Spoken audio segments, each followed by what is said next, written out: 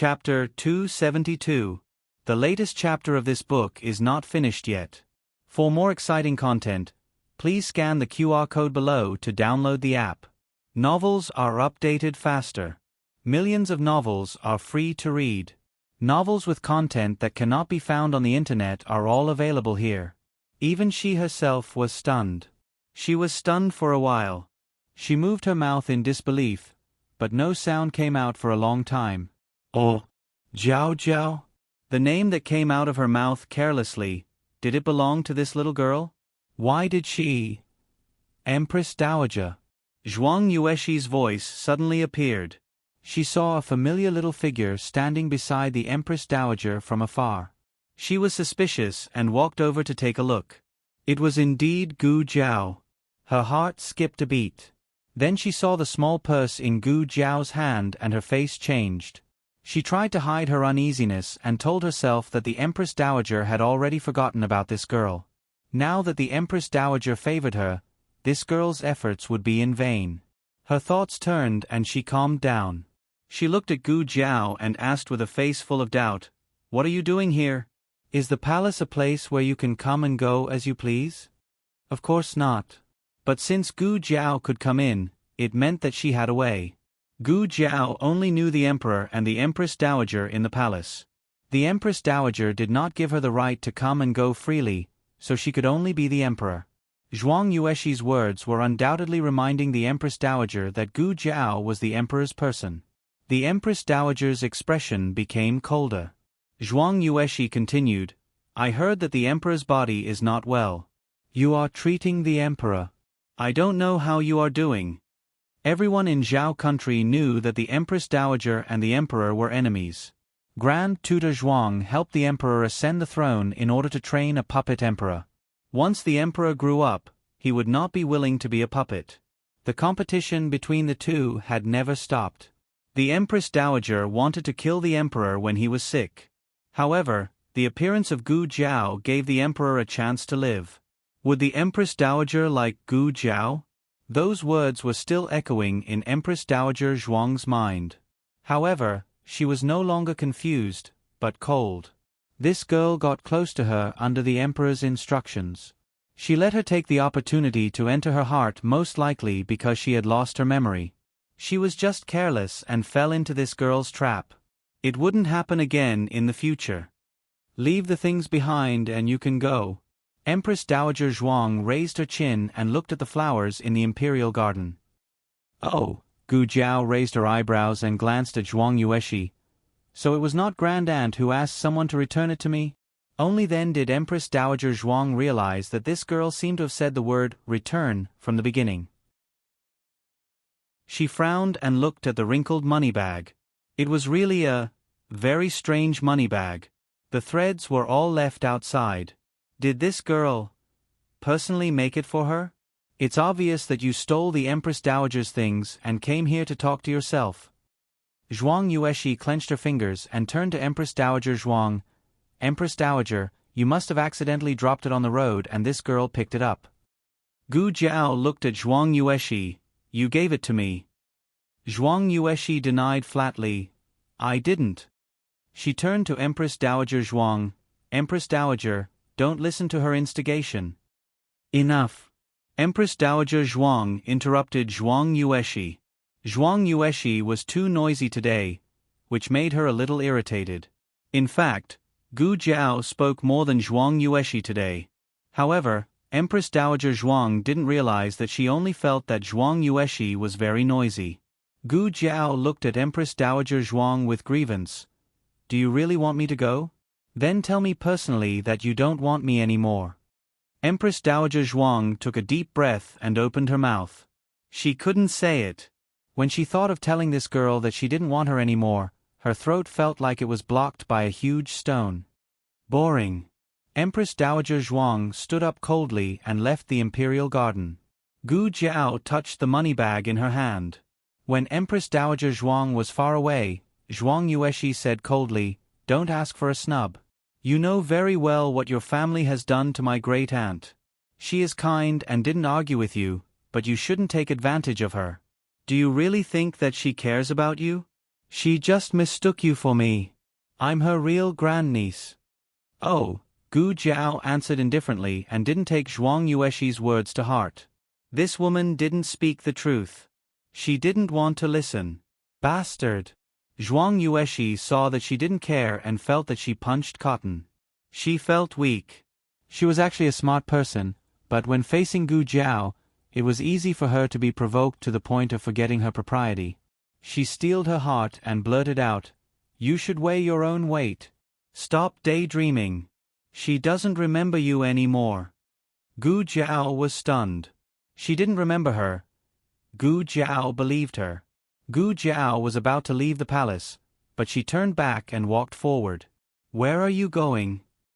Zhuang Yueshi scolded. "Ranshou Palace." Gu Jiao raised her eyebrows and said without looking back. Zhuang Yueshi stomped her feet angrily. "You." Gu Jiao caught up with Empress Dowager Zhuang.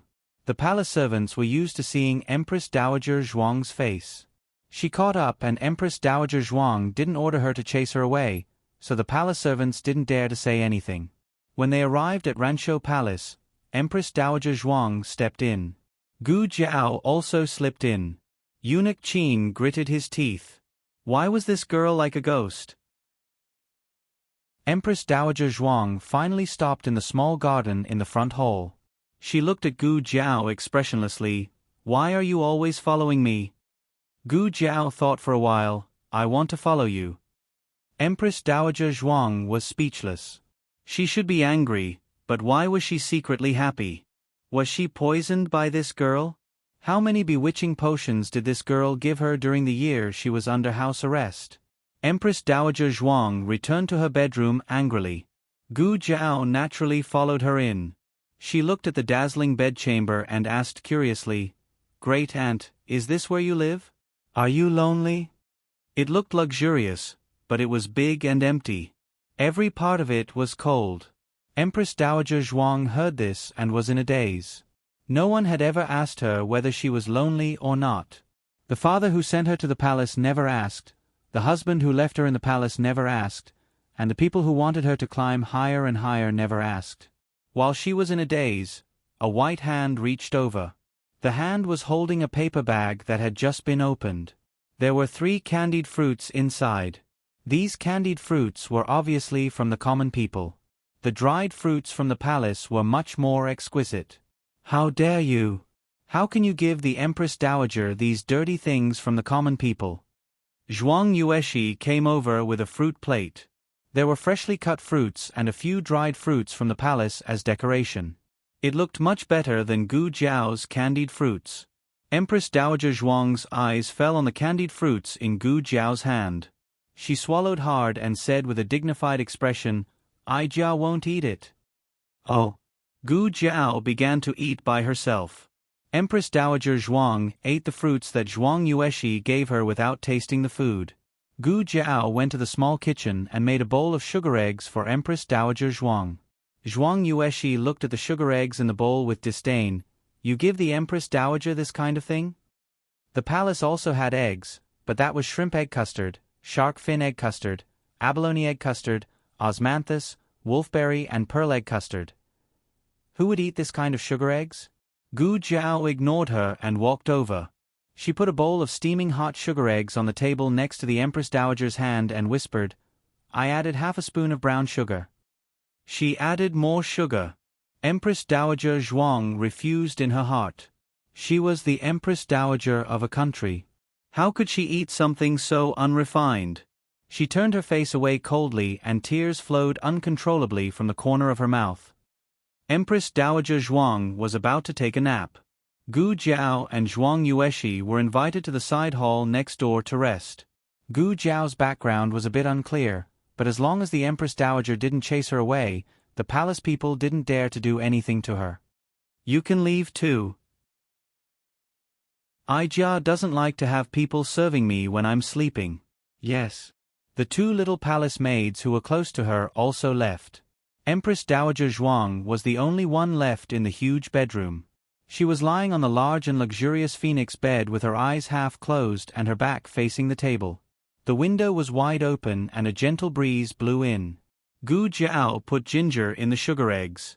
The smell of ginger mixed with brown sugar filled the entire bedroom. Empress Dowager Zhuang tossed and turned and couldn't fall asleep. Finally, she steeled her heart, sat up, and sat down at the table. She hugged a bowl of sweet and sour eggs and started slurping it. Suddenly, a small green figure hung down from the beam. Her head hung upside down outside the window and she called happily, "Great Aunt." Empress Dowager Zhuang trembled and almost choked to death. There was no one else who had been caught eating sweet and sour eggs. Gu Jiao hung upside down. Blood rushed to the top of her head. Her little face was red and she looked cute. Empress Dowager Zhuang looked at her and then looked again. Gu Jiao didn't hang for long. She put her hand on the windowsill and jumped in through the window. Empress Dowager Zhuang said without changing her expression, "I just didn't want to waste it." Gu Jiao nodded. "Yes, yes, yes. Every grain is hard work." Empress Dowager Zhuang finished eating and wiped her mouth. She said seriously, "It doesn't taste good." Gu Jiao looked at the bowl without any residue. Gu Jiao said again, "Great Aunt, do you not remember what happened in by Shui Alley?" Empress Dowager Zhuang was slightly startled. Then she said seriously, "I never remembers unimportant things." "Oh." Gu Jiao came to Empress Dowager Zhuang's side. She knelt down on one knee and took her hand. She looked up at her. "Great Aunt, I'll take you out of the palace." Empress Dowager Zhuang said lightly, "What are you doing?" Gu Jiao said, "You're not happy in the palace." Empress Dowager Zhuang thought she would say, "I'll take you out of the palace to help you find your past memories." This girl didn't care whether she would be remembered or not. Was she just thinking about whether she was happy or not? Empress Dowager Zhuang looked away and said coldly, "Who said Ai was not happy? Ai is the most honorable woman in Zhao country. I am the Empress Dowager who has the power to overturn the court. In this world, Ai can get whatever Ai wants." Gu Jiao didn't say anything. She looked at her with heartache. She thought that she would be the most upset if her great-aunt forgot. But in fact, it was her great-aunt.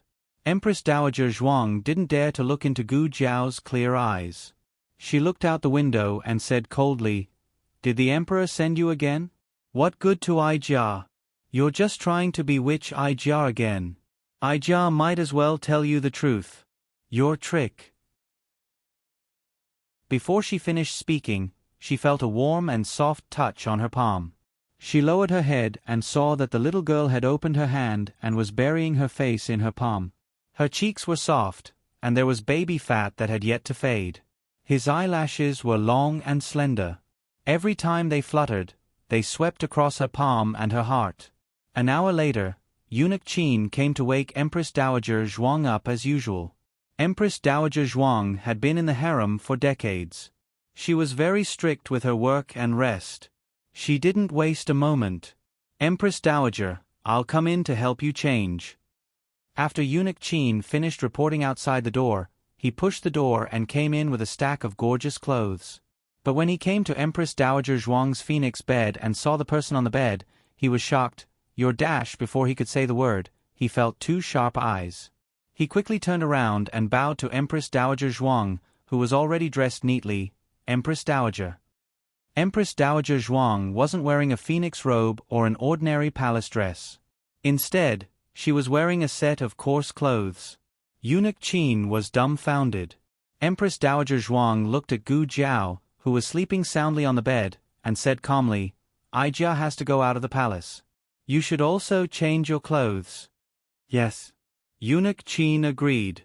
As an old man by Empress Dowager Zhuang's side, he naturally didn't need Empress Dowager Zhuang to teach him what clothes to change into. Eunuch Qin often went out of the palace to buy things. He also had clothes outside the palace. He told Empress Dowager Zhuang to practice calligraphy in the study and not to disturb her. Then he secretly took Empress Dowager Zhuang out of the palace. In the carriage outside the palace, Eunuch Qin asked Empress Dowager Zhuang, "Empress. Old lady, where are we going now?"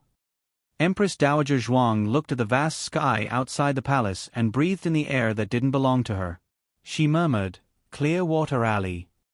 That girl seemed to have said so. Clearwater Alley was near the Imperial College. It was quite famous, and Eunuch Chin happened to know it. At this time, the night had fallen, and the streets were lit up with lights. This was her peaceful era, but this excitement didn't belong to her. It's in front. Eunuch Chin slowed down and was about to turn into the alley when Empress Dowager Zhuang suddenly said, "Stop here." "Yes." Eunuch Chin got out of the carriage and asked a young eunuch to watch the carriage. He helped Empress Dowager Zhuang down. The road in Clearwater Alley was originally a bit bumpy, but now it was filled with all kinds of strange materials. It seemed that every house had filled in a little bit. Huiyuan Road, Empress Dowager Zhuang suddenly said. Eunuch Chin was stunned. "Empress Dowager, are you going to give this road a name?" "I don't know." Empress Dowager Zhuang shook her head. It was just a momentary thought, and she didn't understand why she said so. She continued to walk forward, walking very slowly. Suddenly, someone opened the courtyard door and walked out of a house on the right. When she saw her, her eyes lit up. "Aunt Hua, I haven't seen you for a few days. You're back from visiting your relatives. Why were you gone for so long?" Empress Dowager Zhuang looked at her in a daze. Aunt Lu walked forward and took her hand. "You came at the right time. We need one more person." "How dare you?" Eunuch Chin gritted his teeth. Aunt Lu noticed Eunuch Chin. Who is this? Is he your nephew from your maternal family?" Eunuch Chin almost knelt down. He was a servant. How could he be related to the Empress Dowager? Wasn't this too much for him? "Coachman," Empress Dowager Zhuang said. "Strangely handsome." Aunt Lu's eyes lingered on Eunuch Chin's body. Eunuch Chin clamped his legs together. "I'm a eunuch." Empress Dowager Zhuang looked at the hand holding her wrist. In the palace, even the emperor didn't dare to touch her clothes. Aunt Lu didn't notice Empress Dowager Zhuang's strange behavior. It was mainly because she used to act like she was the best in the world and not to be trifled with. Everyone was used to it. She was cold on the outside but warm on the inside. "Hey! Aunt Zhao! Aunt Hua is back!" "Aunt Hua is back?" Aunt Zhao came out of the house and saw Empress Dowager Zhuang. She called into the house, "Liang Gu, go call your grandmother. Grandma Hua is back." "Hey!" A child called Liang Gu quickly ran out of the Zhao house and returned to his own house. "Grandmother! Grandma Hua is back." For a moment, the entire Clearwater Alley was shocked. The days without the old lady to play cards with them were as lonely as the snow. A large group of people surrounded Empress Dowager Zhuang and asked her why she had been gone for so long. The children in the family were very anxious. They saw the little one looking at the door several times and asked him if he missed his great-aunt. He said no, but tears were rolling in his eyes. His aggrieved little appearance made them feel very distressed. "The little one?" Empress Dowager Zhuang pondered. "That little bald head? Speak of the devil." Little Jing Kong happened to come out and look outside again. He stuck his little head out and looked innocent with his big watery eyes. He didn't know what happened in the alley. Why did everyone come out? Then he saw a person walk out of the crowd. It was his great-aunt. Little Jing Kong's eyes lit up.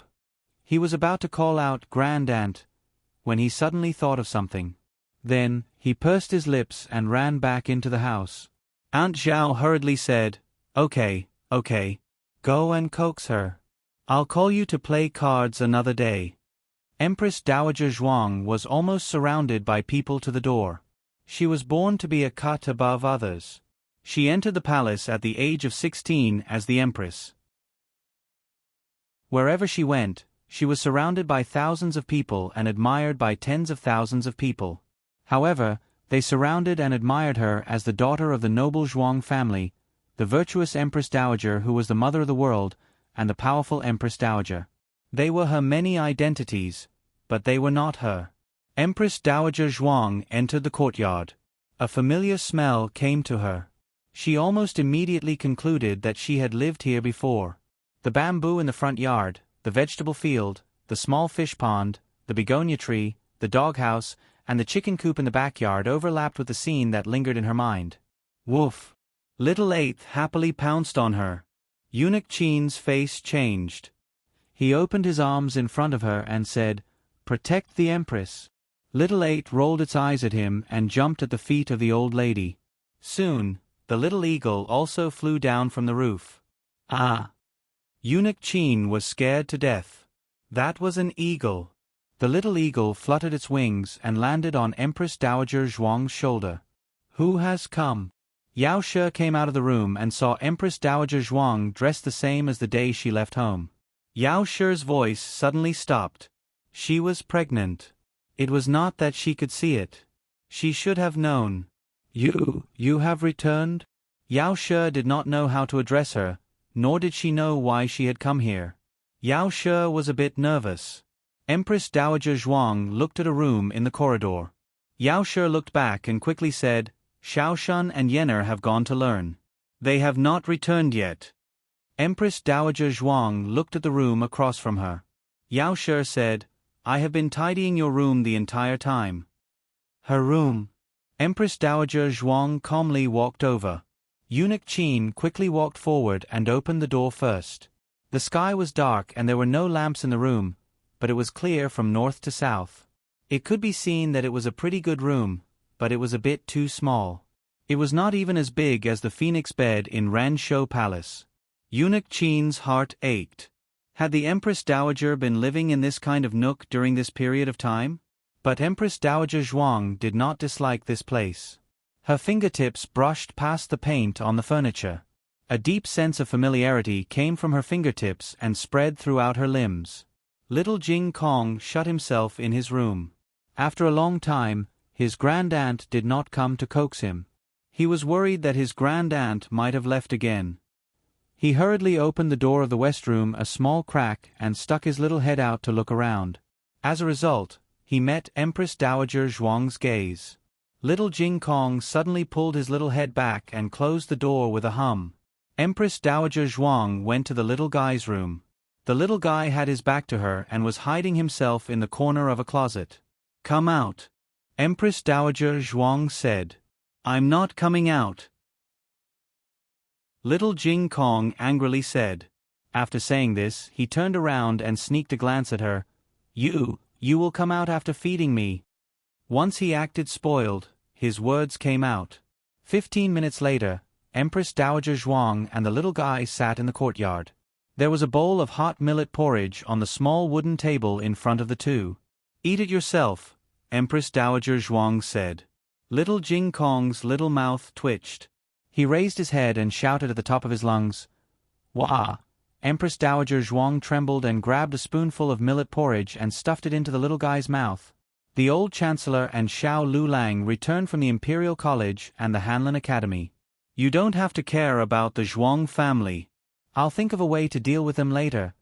Before they finished speaking, the old chancellor and Xiao Lulang walked through the hall. He saw the old lady sitting on a small stool and feeding little Jing Kong. Why was it the old lady and not Empress Dowager Zhuang? Because she was wearing the old lady's clothes. The old chancellor had just received some money today. His first reaction was to pinch the money bag and say, "I didn't hide any money." Empress Dowager Zhuang glanced at him gloomily. The old chancellor fell to his knees. Little Jing Kong smacked his lips. "Granduncle, why did you fall?" "Granduncle?" Empress Dowager Zhuang's expression turned cold. The old chancellor's hair stood on end. "Little monk, how can you deceive your granduncle like this?" "Ah, no. I'm not your granduncle." "No, she's not your grandaunt." It seems that he didn't get to the point. The late emperor. The relationship between the Empress Dowager and I is pure. Bang. The old chancellor was dragged into the small dark room by Empress Dowager Zhuang. It was a bit loud. Everyone thought, "We don't know and we don't dare to ask." Nanny Fong and Lu Quan were so scared by Empress Dowager Zhuang that they couldn't hold their knives. Gu Jiao and Gu Xiaoshan weren't here, so this dinner was made by Xiao Lulang. Empress Dowager Zhuang instinctively rejected it. She couldn't tell why, but she still raised her chopsticks and tasted it. This guy looked like a human, but why was his cooking so bad?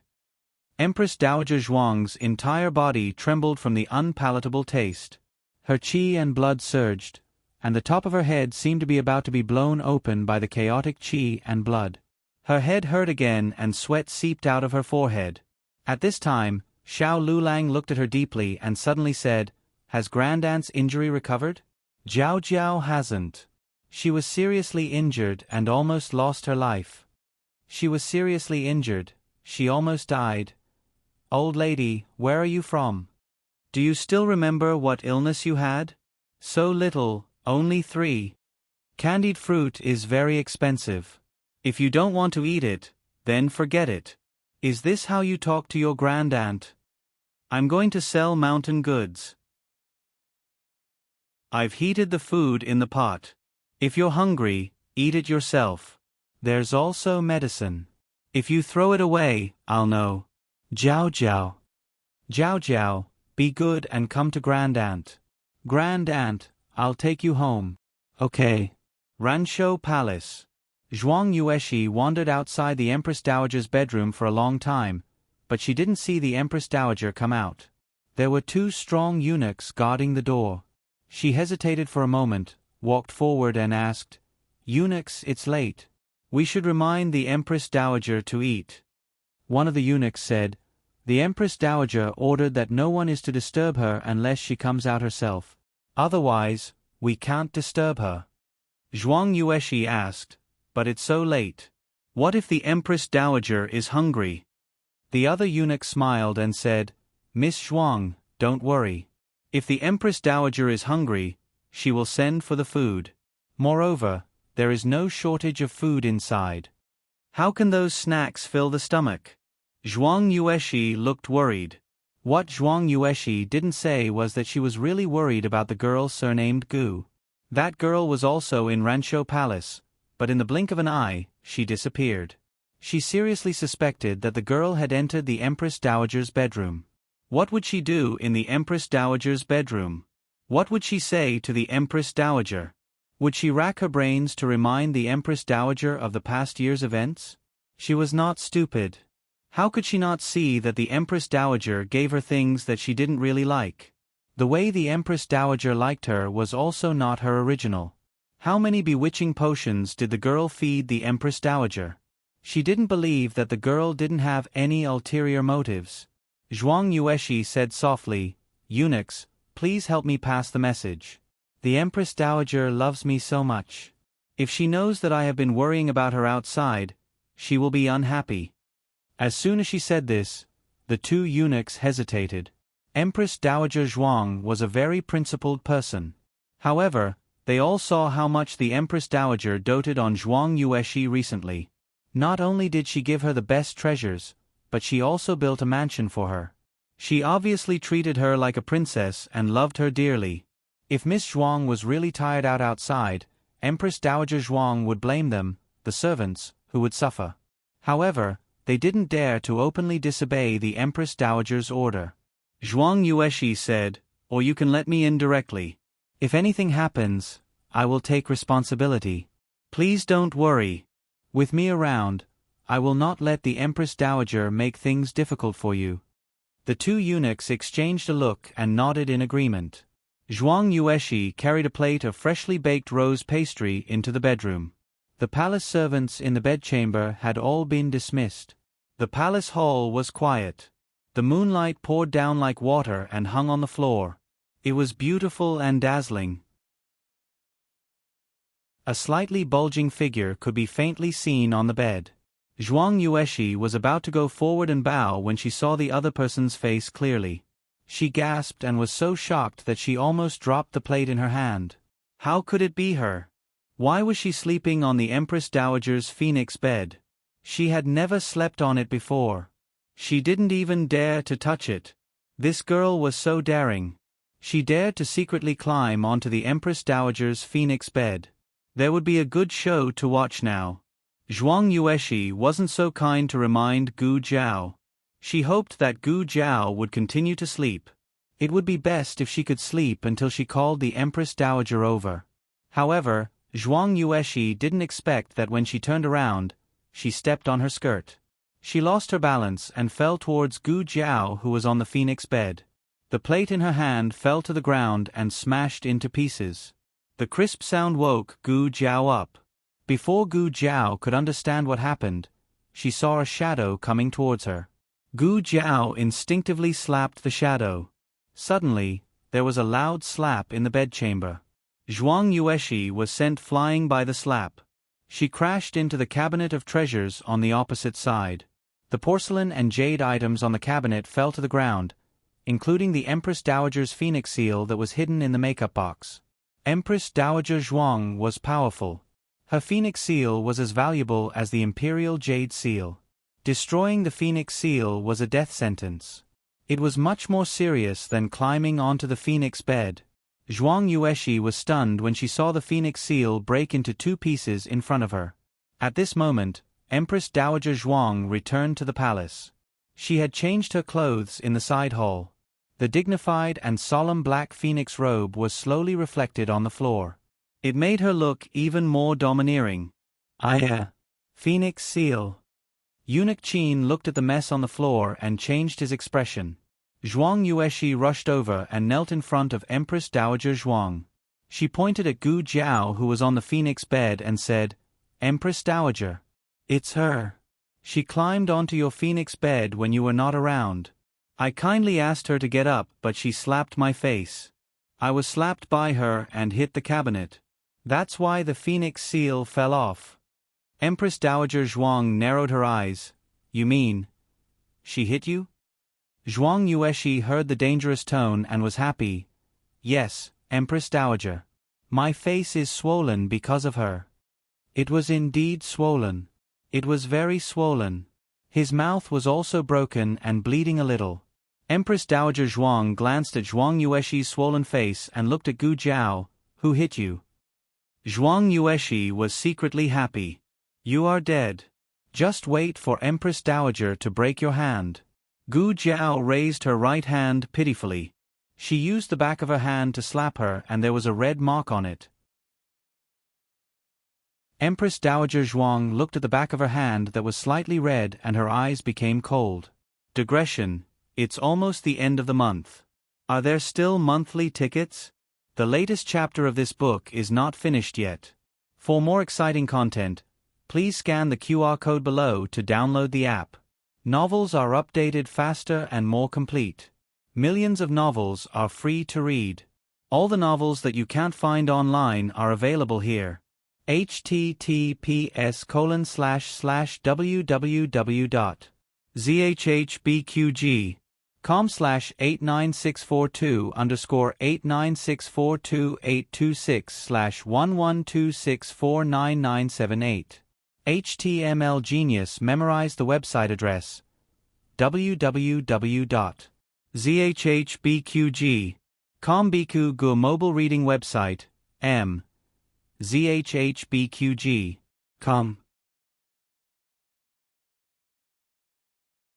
Chapter 273. The latest chapter of this book is not finished yet. For more exciting content, please scan the QR code below to download the app. Novels are updated faster. Millions of novels are free to read. Novels with content that cannot be found online are available here. Zhuang Yueshi noticed that Empress Dowager Zhuang suddenly became cold. She thought that the girl was really dead. The Empress Dowager was really angry. Even the Emperor could not save her today. However, what Zhuang Yueshi did not expect was that Empress Dowager Zhuang did not get angry. Empress Dowager Zhuang stared at Gu Jiao's outstretched hand. After a while, her eyes became colder and colder. "But why don't you get angry?" Empress Dowager Zhuang closed her eyes and took a deep breath to suppress her anger. Zhuang Yueshi was excited. "It was coming, it was coming. Who allowed you to come in?" Empress Dowager Zhuang shouted. "Yes, who allowed you to come in?" Zhuang Yueshi was proud, but she soon noticed that something was wrong. Why were Eunuch Qin and the others all looking at her? Her heart skipped a beat for no reason. She looked at Empress Dowager Zhuang and realized in hindsight that those words seemed to be directed at her. Empress Dowager. Was she blaming her for trespassing? Why? Wasn't the girl the one who trespassed first? She even climbed onto Empress Dowager's phoenix bed. That girl was still on the bed and hadn't come down yet. Empress Dowager did not punish her but scolded her own grandniece? What kind of logic was this? Before Zhuang Yueshi could figure it out, Empress Dowager Zhuang spoke again. Her voice was dignified and cold as usual. Who is guarding the bedroom today? Eunuch Qin quickly said, Empress Dowager, it's Xiao Li and Xiao De.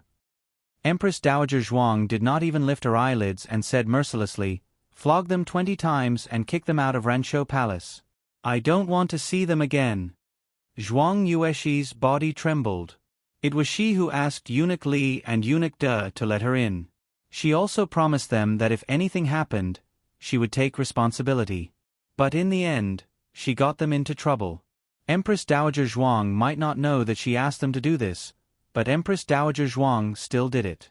This was killing the chicken to warn the monkey. Empress Dowager, please.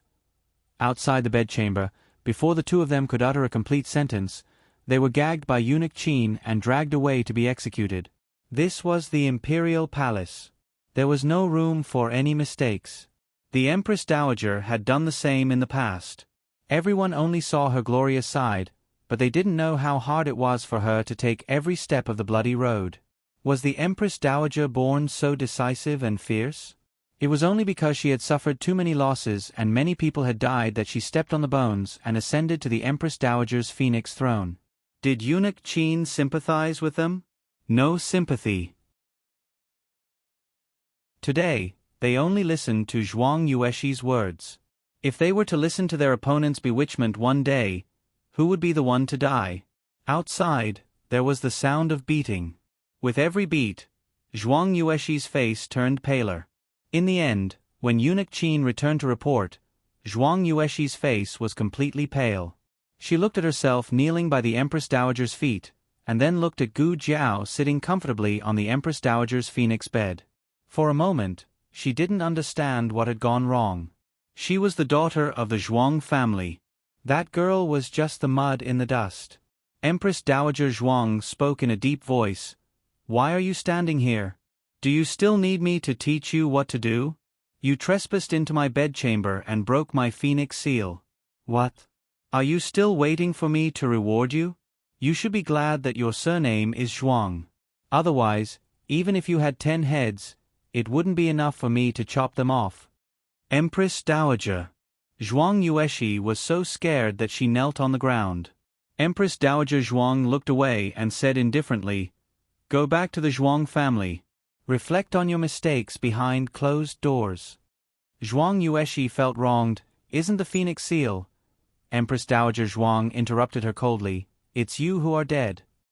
These words were too hurtful. In front of the palace servants and Gu Jiao, Zhuang Yueshi felt like she was slapped in the face. The punishment of closing the door was not terrible.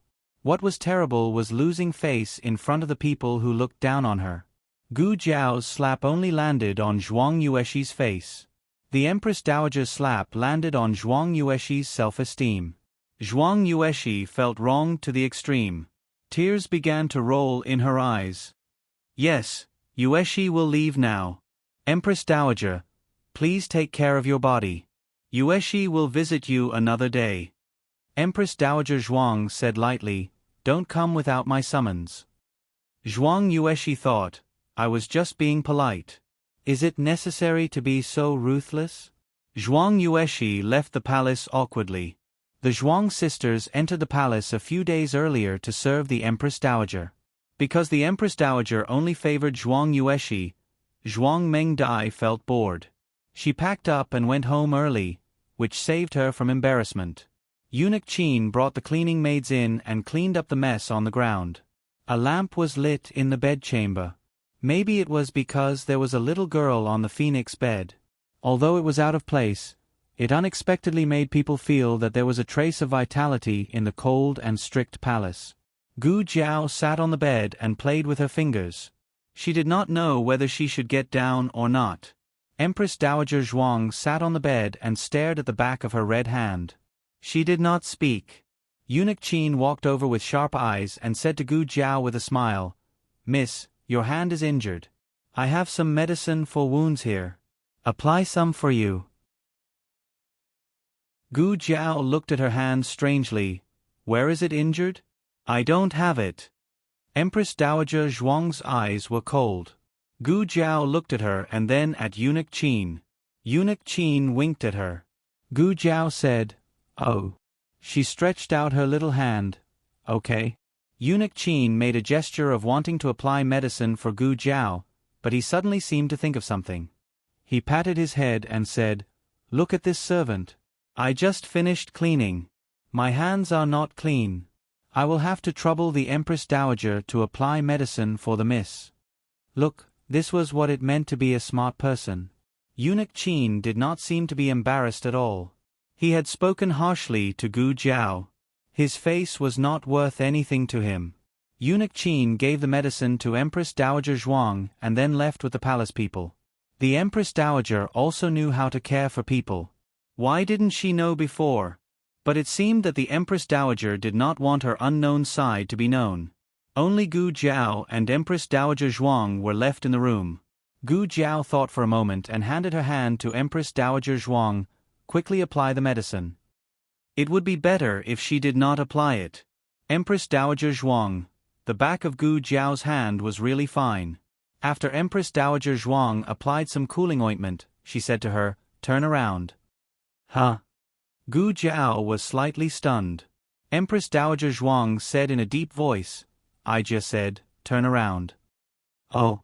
Gu Jiao obediently turned around. Empress Dowager Zhuang gently lifted her nightgown. Gu Jiao's little body stiffened. She was about to turn around when she heard Empress Dowager Zhuang say, "Don't move." Gu Jiao did not move. Gu Jiao's back was covered with scars. The swelling had disappeared, but there were still large patches of blue and purple. The scars had formed a thick scab, and the skin around the scab was slightly red. If she did not scratch it, it would itch. If she scratched it, it would hurt. Gu Jiao usually endured it. She did not say a word about how the scars came about. She also acted as if nothing had happened in front of Empress Dowager Zhuang. Empress Dowager Zhuang thought about how she would cook and hang upside down on the roof. She would laugh in front of her without a care in the world. Her heart inexplicably felt suffocated. She dipped her fingertips in medicine and gently applied it to her scars. "Aya." Gu Jiao's body trembled and she unconsciously dodged to the side. "Does it hurt?" Empress Dowager Zhuang asked nervously. "It itches," Gu Jiao said. The scabs were the most itchy when they fell off. Empress Dowager Zhuang could not help her with this. She could only apply more ointment to cool her down. Gu Jiao sat cross-legged on the phoenix bed, letting her grand aunt apply the ointment. Suddenly, she thought of something and asked, "Great aunt, have you remembered something?" Empress Dowager Zhuang's hand paused and she said seriously, "No." "Oh." Gu Jiao was disappointed. After applying the ointment, Empress Dowager Zhuang had someone bring in the food. Gu Jiao was indeed hungry. She rarely took an afternoon nap, but unexpectedly, she slept until night. She looked at the exquisite and delicious dishes on the table. There was a plate of meat with sesame scattered on it. She and her grand aunt were the same when it came to loving sesame. This was clearly the meat that Xiao Lulang took from his fellow students at the Imperial College. The taste was the same. "Grand aunt, you really don't remember?" Gu Jiao ate the meat and looked at Empress Dowager Zhuang with some suspicion. This was clearly her favorite food. Empress Dowager Zhuang lightly said, "Eat your food, why are you talking so much?" Gu Jiao continued to eat. The dishes in the palace were very sumptuous. Gu Jiao even ate crab. The crab meat and crab paste were all removed and then put back into the crab shell. The organs that should be removed were all removed. With a chopstick, it was full of crab paste and crab meat. "Grand aunt, why aren't you eating?" Gu Jiao asked. "Aija has already eaten." Empress Dowager Zhuang said. She had indeed eaten, and it was Xiao Liulong's dark cuisine. Empress Dowager Zhuang was really disgusting. She didn't want to eat for the next 3 days. Gu Jiao thought about it and took out a small paper bag from her purse. After opening it, there were 3 candied fruits. Grand Aunt, do you eat this? Eat a little after a meal. You won't get indigestion. Empress Dowager Zhuang cleared her throat and took it with a look of disgust. She didn't want Gu Jiao to see her saliva. It was the taste in her memory. It was sweet and sour with a faint plum fragrance. It was different from the candied fruits in the palace. It wasn't as sweet, but it was unexpectedly delicious. After eating the 3 candied fruits, Empress Dowager Zhuang still wanted more. Gu Jiao blinked and asked, "Is it a familiar taste?" Empress Dowager Zhuang said seriously, "There are only 3. How can you tell?" "That's true." Gu Jiao hesitated and took out a small paper bag from her purse. There were still 3 candied fruits inside. Empress Dowager Zhuang silently looked at the candied fruits and then looked at Gu Jiao's purse. That purse was personally embroidered by Empress Dowager Zhuang. It was Gu Jiao's 15th birthday present. It was embroidered with 2 quails and a few quail eggs. In fact, she wanted to embroider mandarin ducks. However, the embroidery was not satisfactory and ended up with quails. How did she give away such a stupid thing? Empress Dowager Zhuang disliked it very much.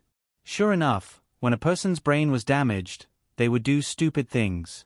This was the dark history of Empress Dowager Zhuang's life. Empress Dowager Zhuang also finished the 3 candied fruits. When she was still an old lady, Gu Jiao only allowed Empress Dowager Zhuang to eat 3 candied fruits a day. She was only allowed to eat 5 during the new year. If she wanted to eat more, she had to find a way to hide it. However, she couldn't hide too much because little Jing Kong loved to investigate her. If he found out, he would complain. Empress Dowager Zhuang was still not satisfied after eating 6 candied fruits. She snorted and said, "What familiar? I didn't taste anything. Try a few more." Gu Jiao looked at her suspiciously and said, "Great Aunt, you didn't do it on purpose just to get a few candied fruits, did you?" Empress Dowager Zhuang choked and said, How is that possible?" In the end, Empress Dowager Zhuang did not manage to eat the 7th candied fruit. Not only that, but before Gu Jiao left, she instructed Eunuch Qin not to allow Empress Dowager Zhuang to eat sweets. She could not eat fruits with high sugar content. She had to abstain from certain foods. Eunuch Qin agreed with a smile. Empress Dowager Zhuang's face turned black. After Zhuang Yueshi returned to the Zhuang family crying, Grand Tutor Zhuang asked her what happened. Did something happen to the Empress Dowager? Why did she cry like this? When the Empress Dowager was sent to the palace to recuperate, Zhuang Yueshi didn't shed a single tear.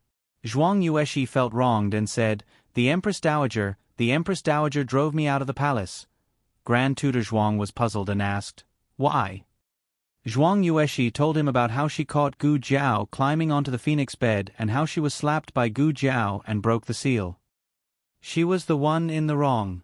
She was the one who hit me, so I bumped into her. But the Empress Dowager blamed me."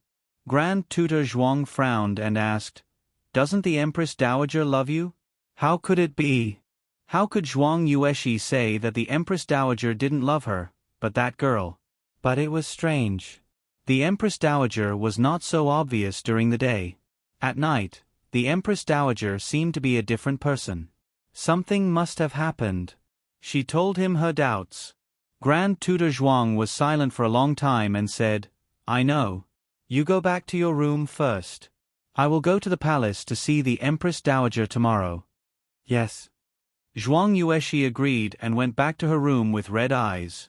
The next day, after the morning court, Grand Tutor Zhuang followed Empress Dowager Zhuang and said, "Empress Dowager."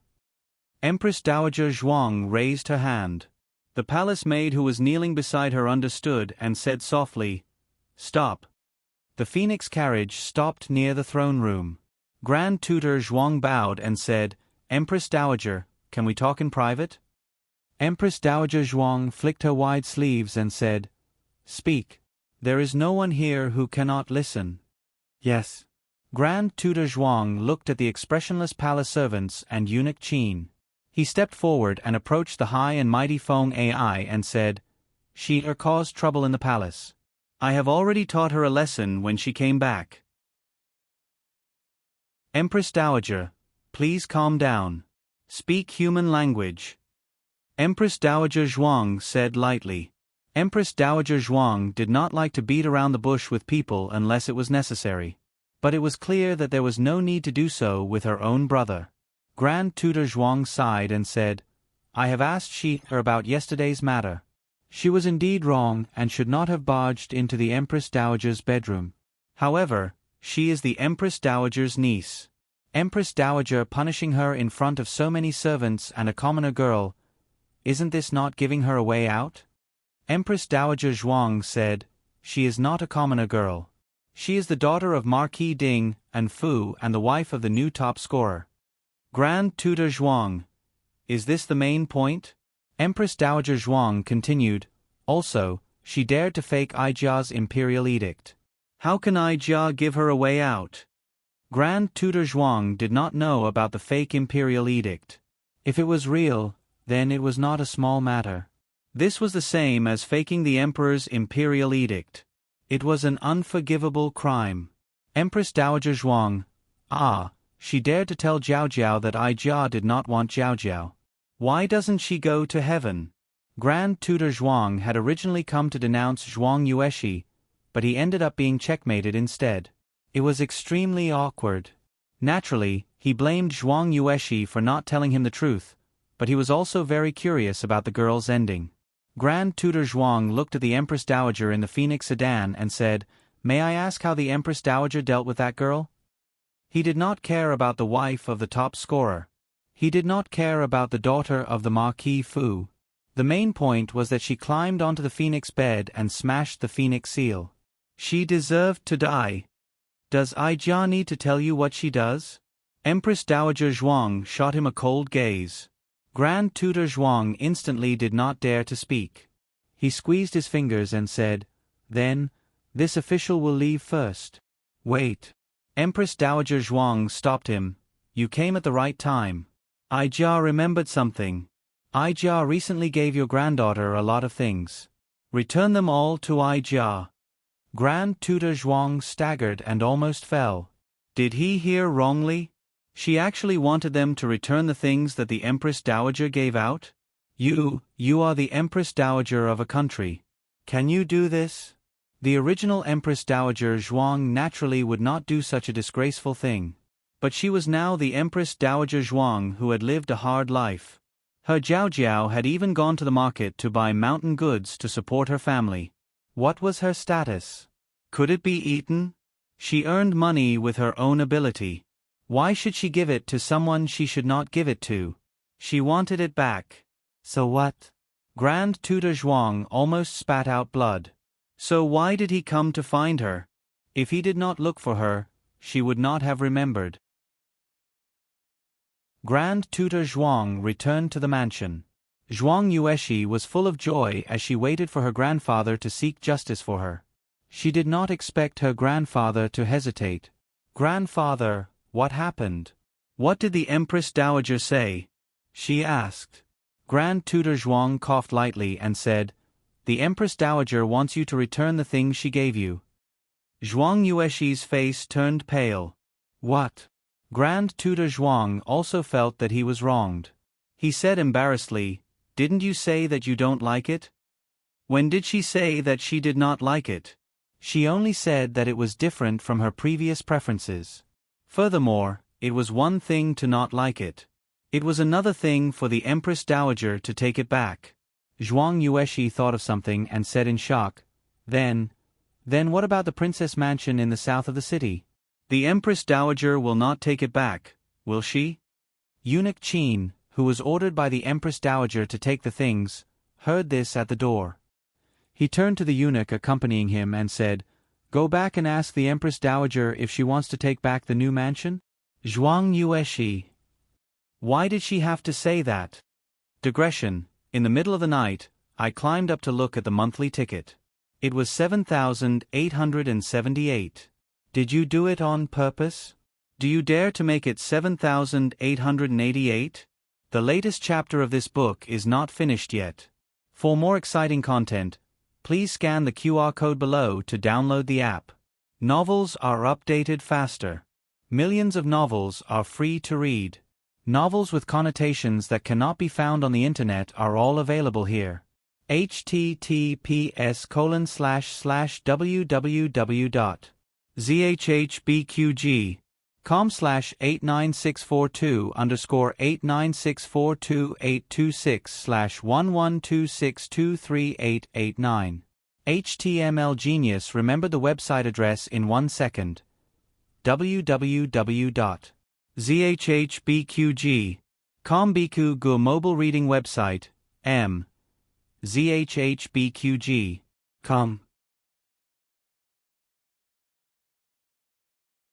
Chapter 274.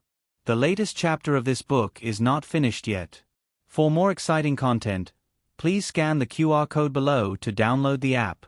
Novels are updated faster. Millions of novels are free to read. Novels with content that cannot be found on the internet are available here.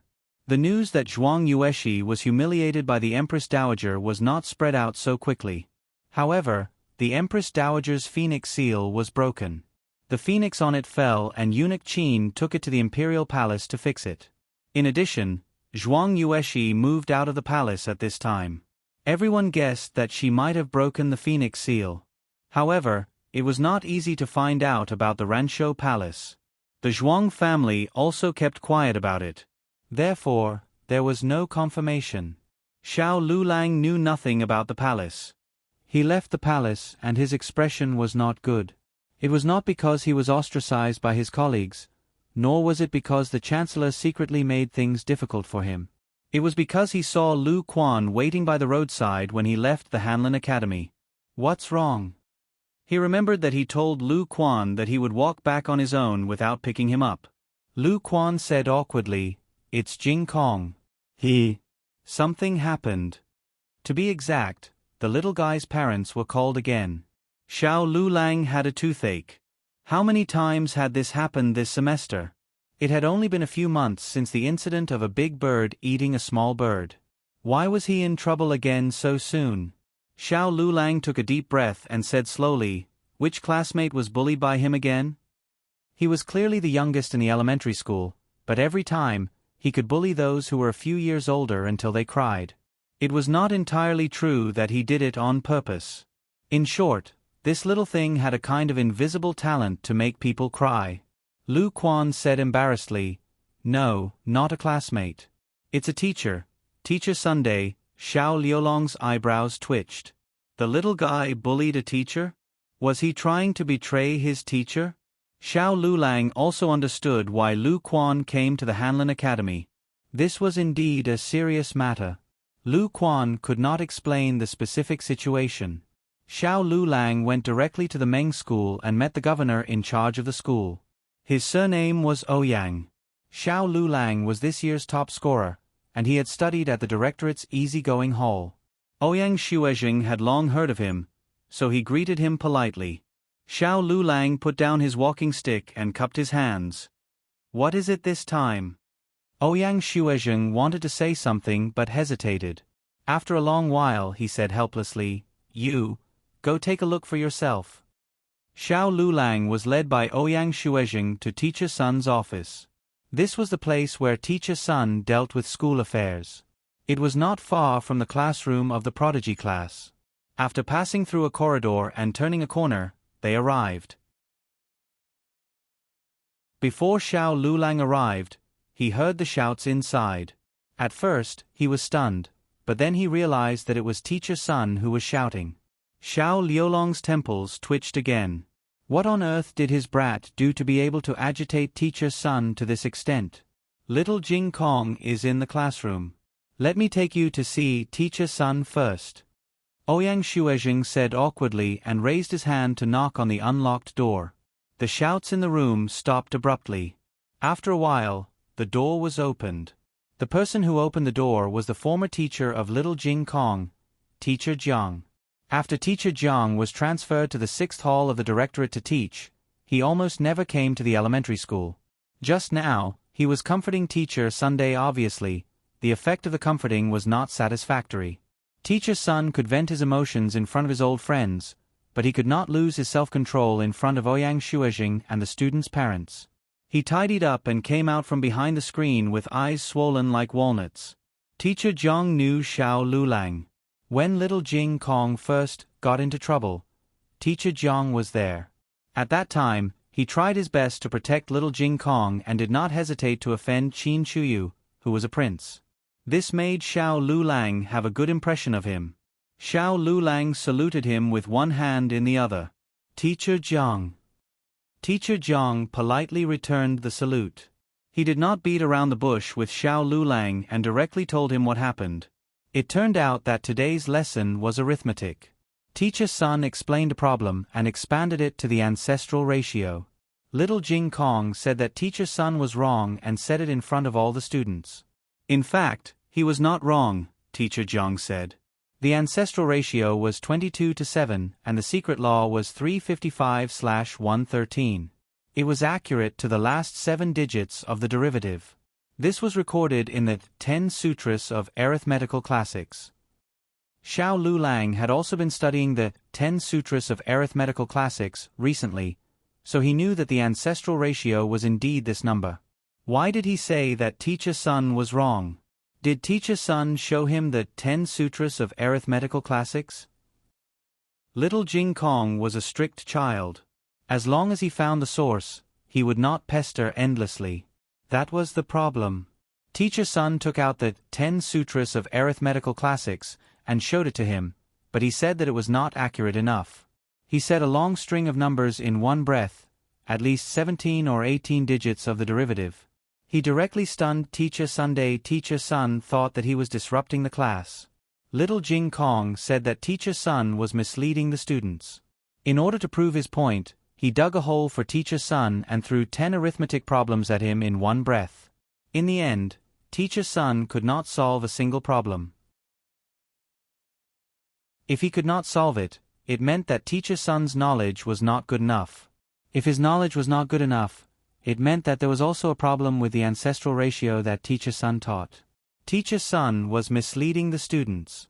This was little Jing Kong's logic. In fact, one could not generalize like this. Teacher Sun could not solve those problems because those problems were beyond teacher Sun's knowledge. One could not say that the points within teacher Sun's knowledge were also wrong.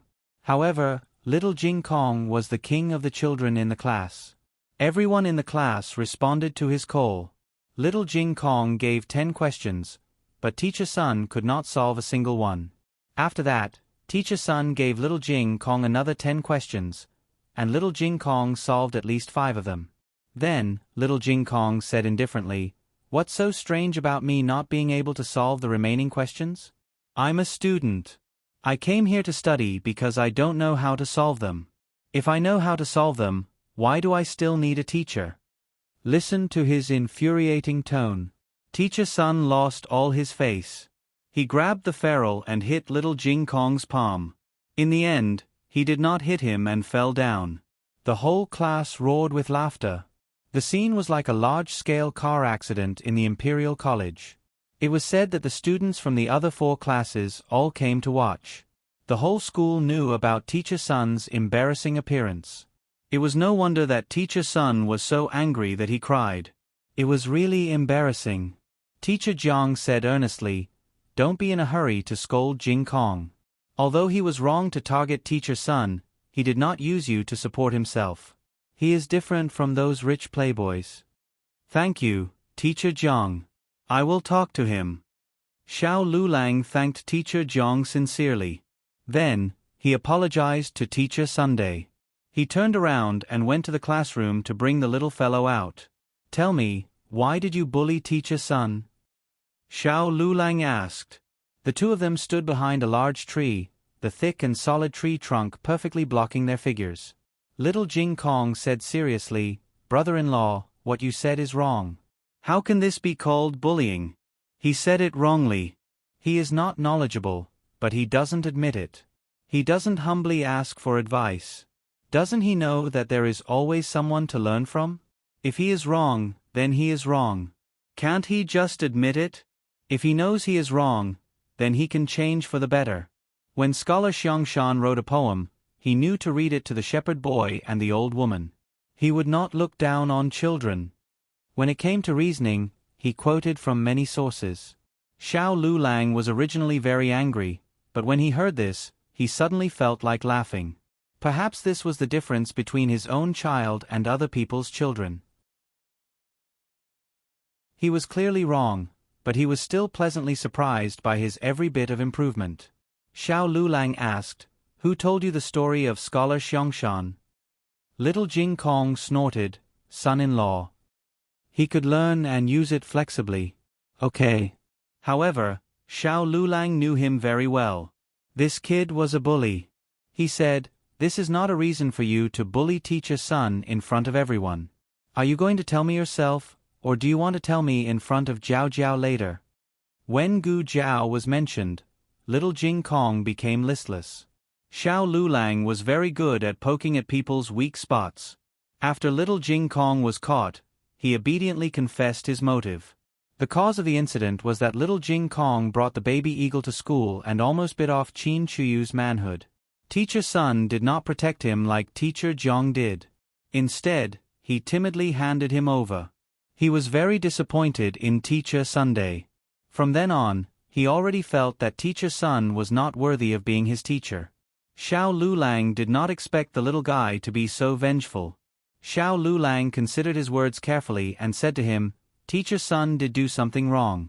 He should not have lowered his head to power. However, have you ever thought that not everyone has to be as brave as Teacher Jiang? Why not?" Little Jing Kong did not understand. Xiao Lulang didn't know how to explain it to him. Perhaps it was because the people he came into contact with were all extremely brave people, so he had an established understanding, everyone should be righteous, brave, and fearless. However, in fact, self-protection was a person's instinct. One day, when he left Gu Jiao and his home, and went to a wider place, he would find that people like Teacher Sun were the people he met the most. Teacher Sun did not mean to harm him. He also worked hard to teach him. To be fair, he was an excellent teacher in all aspects, except for his incompetence in dealing with the baby eagle. Xiao Lulang patted his little bald head and said, "You can have higher standards for yourself, but lower standards for others." Why? Little Jing Kong still did not understand. Xiao Lulang thought for a while and said, "Because they may not be as good as you."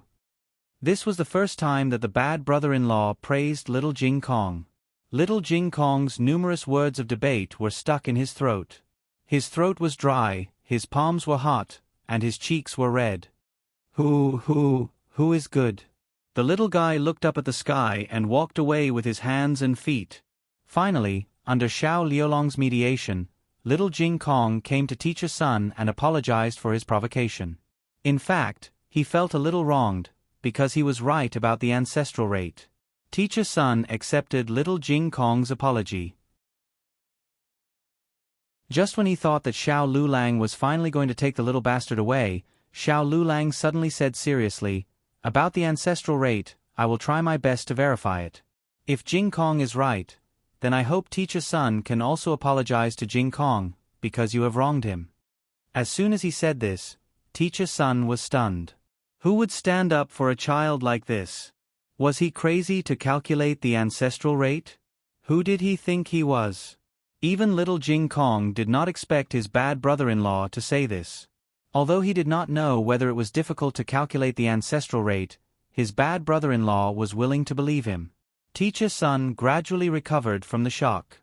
He did not believe that Xiao Lulang could calculate the ancestral rate to 7 digits, so he accepted the bet without any pressure.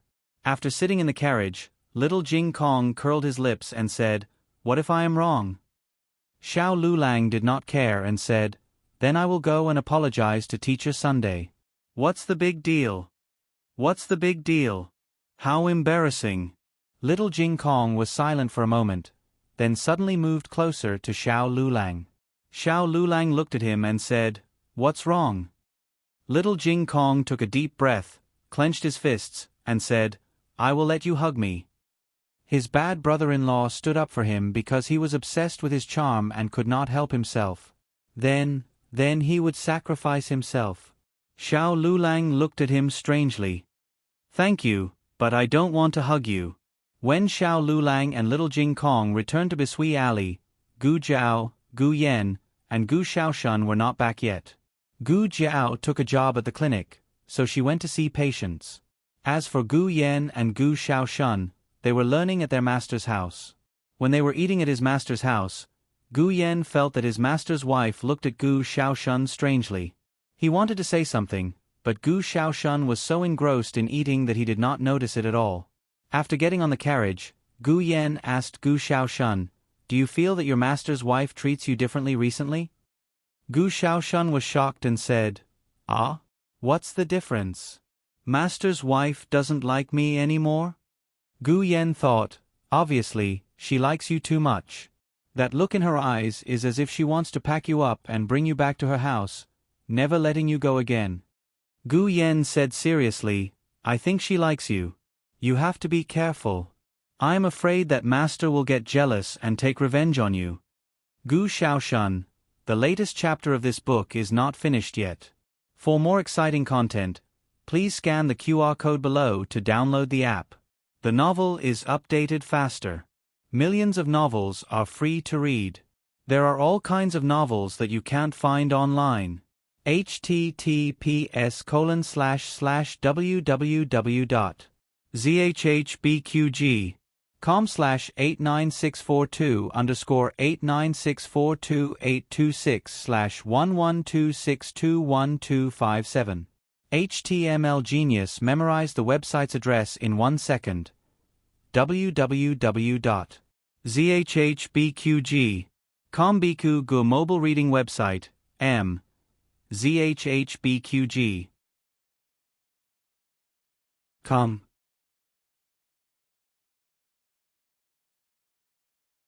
Chapter 275. The latest chapter of this book is not finished yet. For more exciting content, please scan the QR code below to download the app. Novels are updated faster. Millions of novels are free to read. Novels with content that can't be found online are all available here. The place where Gu Jiao went to see patients today was a 3-story house in the east of the city. The old master in the house was a scholar and taught at the nearby academy. The madam's family was quite wealthy, so their family background was not bad. The patient this time was their eldest son. He was 20 years old this year and had just passed the county-level examination. The family was very happy, but unfortunately, he had contracted a serious illness a few days ago. They sent him to a nearby clinic, but they were turned away, saying that it was smallpox and that he should stay at home to be treated. The clinic had prescribed medicine, but after taking it for a few days, they did not get better. They had heard from a student at the academy that the Miracle Hands Hall had good medical skills, so they went to ask for help. Who knew that it would be a female doctor? The husband and wife were disappointed. Gu Jiao had been practicing medicine for a long time, so she was used to this kind of look. There were no female doctors in Zhao country, so the status of female doctors was low. It was not something that she could change with just a few accidents. She did not have any ambition to be a great person. Gu Jiao entered the room. Since she was already here, the husband and wife could not refuse her treatment. The county-level scholar's mental condition was not very good. Lying on the bed, he was somewhat panicked and irritated. From his symptoms, fever, headache, papules, it was indeed similar to smallpox. But after careful examination, Gu Jiao found that it was not the case. "It's an allergic rash," Gu Jiao said. This was a severe allergic reaction. It was not easy for him to survive until today. Many severe allergic reactions could cause shock or suffocation. It could only be said that this county-level scholar was very lucky. Gu Jiao took out a few tablets of loratadine from the small medicine box and put them in a porcelain bottle. She handed it to the husband and wife. "Once a day, 1 tablet at a time. Swallow it with warm water. After eating, come to the clinic for a follow-up examination." This is it.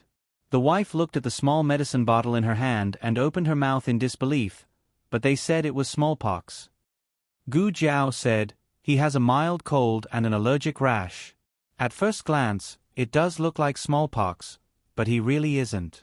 The two of you don't have to worry. However, allergic rash was not a minor illness. If it became serious, it could be fatal at any time. He was lucky this time, but he had to be more careful in the future. What did he touch that made him like this? The woman recalled carefully and said, that day, he ate a peach. In the afternoon, he started to feel uncomfortable all over. I didn't pay much attention to it. I just thought that the peach's fur was stuck to his body.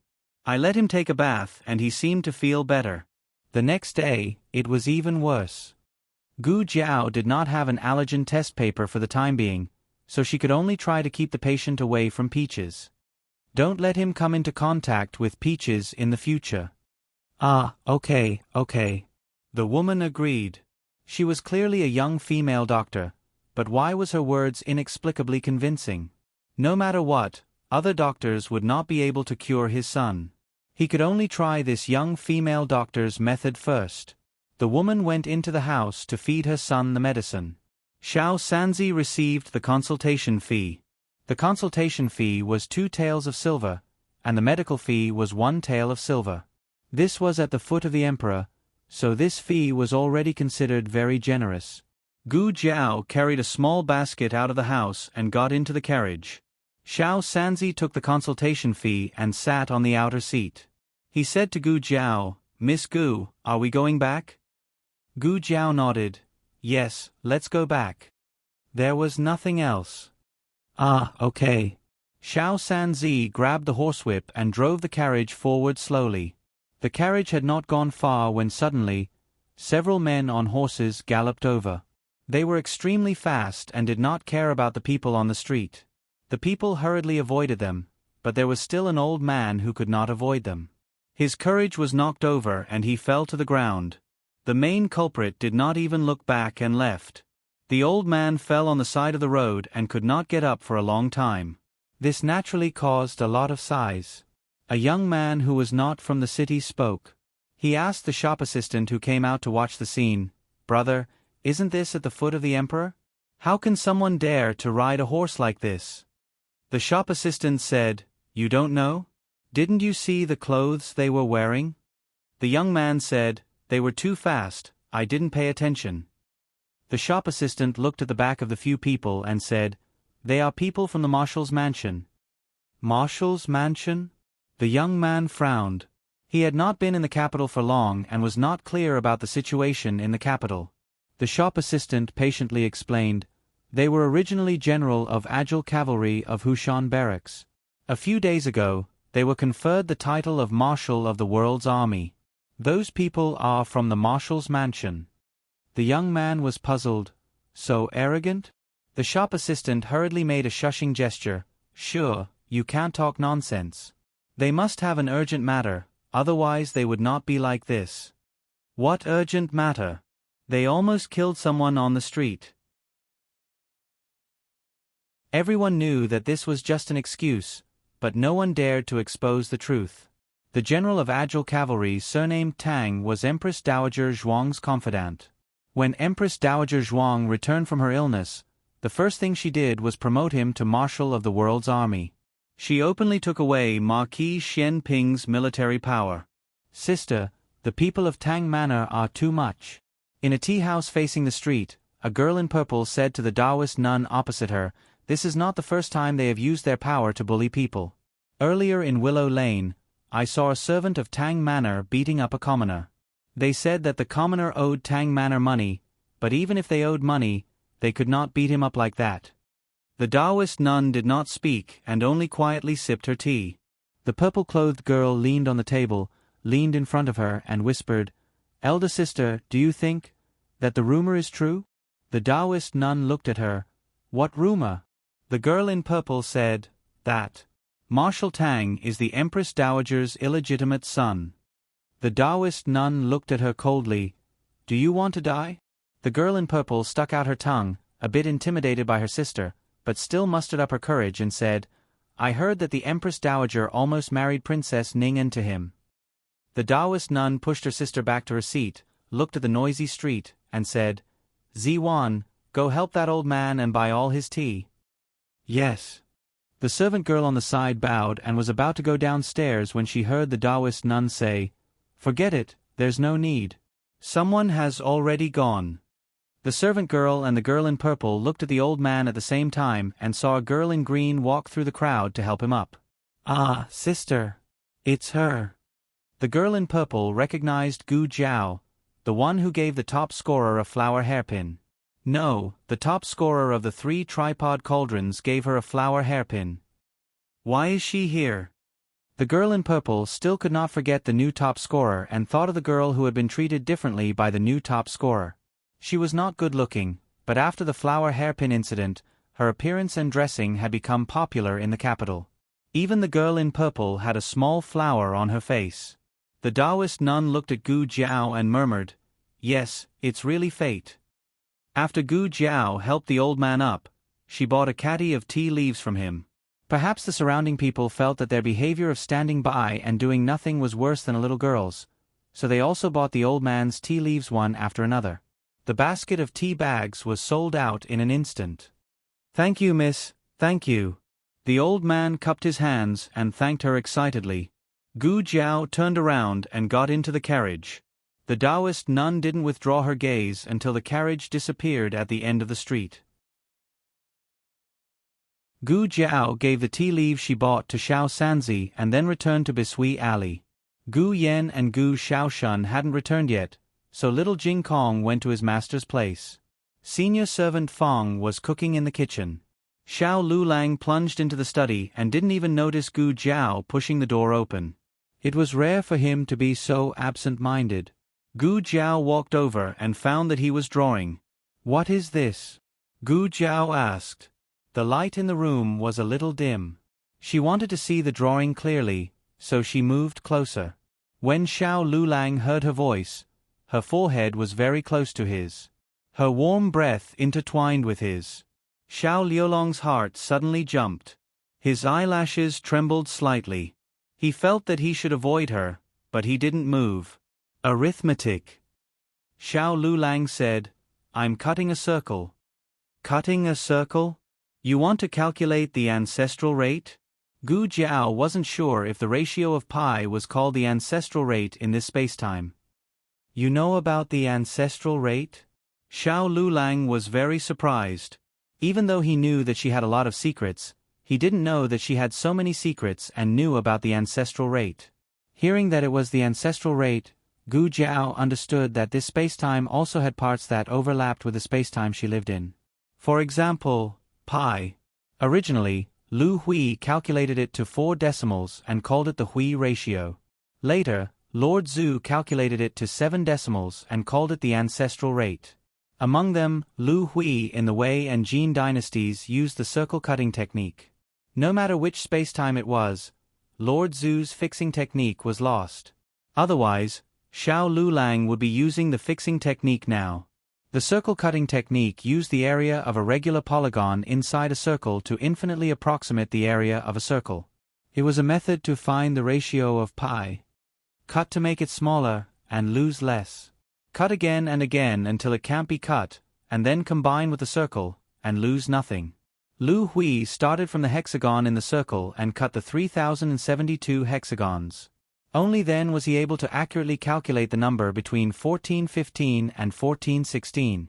The amount of calculation was huge and terrifying. If he used calculus, it would be much faster. Gu Jiao did not change her expression and said, I heard it from the students in the girls' school. The girls' school also had arithmetic classes, but Xiao Lulang was not clear about the specific content. However, he knew that Gu Jiao was extremely smart. If she really heard it, she might not forget it. Gu Jiao said again, Why did you suddenly think of calculating this? Is it the homework of the Hanlin Academy? No. Xiao Lulang shook his head. He hesitated for a moment, but still told her about the little Jing Kong and teacher Sunday. He mainly wanted to verify if the little Jing Kong's ancestral rate and those arithmetic questions were taught to him by Gu Jiao. As for making teacher Sun cry and making a bet, he skipped over it. He only said that they had a harmonious discussion about the ancestral rate. Gu Jiao nodded and shook her head. She did teach little Jing Kong arithmetic, but she did not teach him those questions, nor did she talk about the ancestral rate. Can he recite such a long ancestral rate? Gu Jiao was very surprised. Xiao Lulang called little Jing Kong in. When little Jing Kong saw Gu Jiao, he almost thought that his bad brother-in-law had secretly told on him. However, when he saw that Gu Jiao's expression was normal, he secretly felt relieved. Xiao Lulang said, "Recite the ancestral rate that you recited in front of teacher Sun again." Little Jing Kong recited it obediently.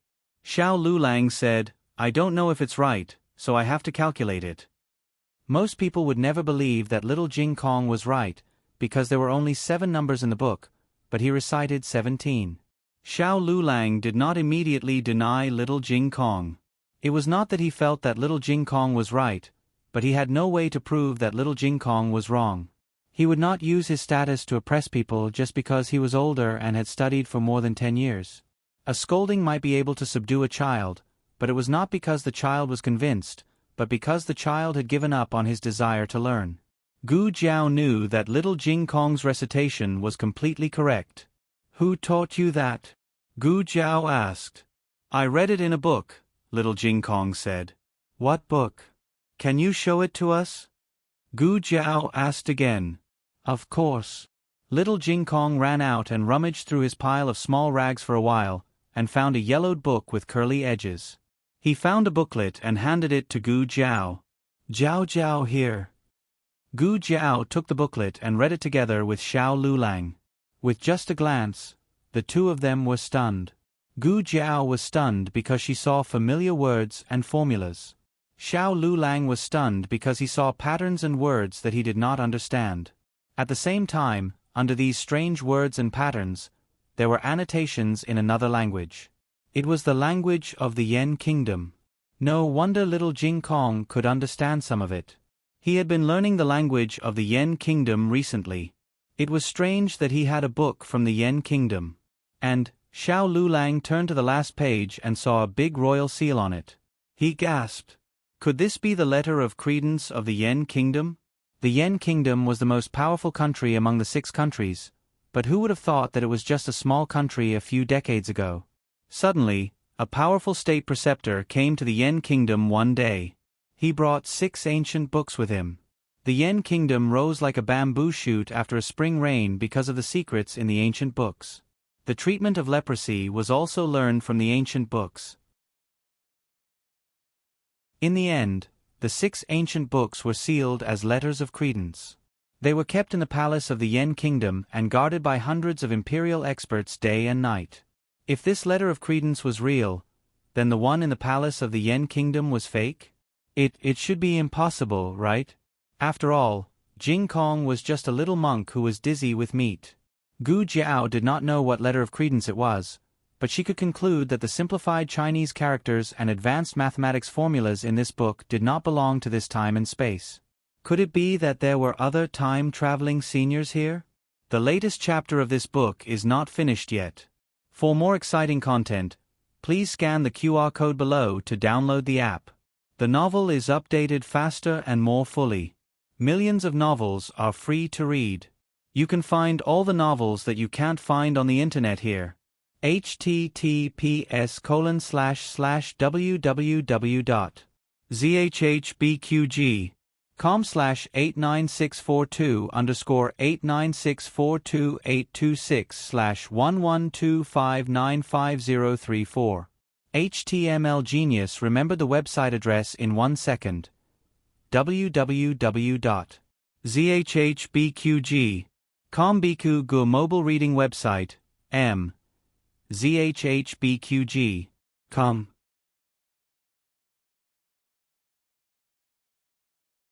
Chapter 276. The latest chapter of this book is not finished yet. For more exciting content, please scan the QR code below to download the app. The novel is updated at a faster rate. Millions of novels can be read for free. There are all kinds of novels that can't be found online. Nanny Fong finished cooking dinner, and the family went to the main room to eat. Gu Yen and Gu Xiaoshun were eating with Master Lu and Non Xiang, so they didn't have to wait for them. Although Grandaunt wasn't there, Granduncle was, so the atmosphere at the dinner table was still good. However, one of Granduncle's eyes was swollen, so they didn't ask what happened. After dinner, Gu Jiao helped Nanny Fong clean up the dishes, little Jing Kong went to walk the chicken, and Xiao Lulang went back to the room to study the ancient book that he thought was unlikely to be the national book of the Yen Kingdom.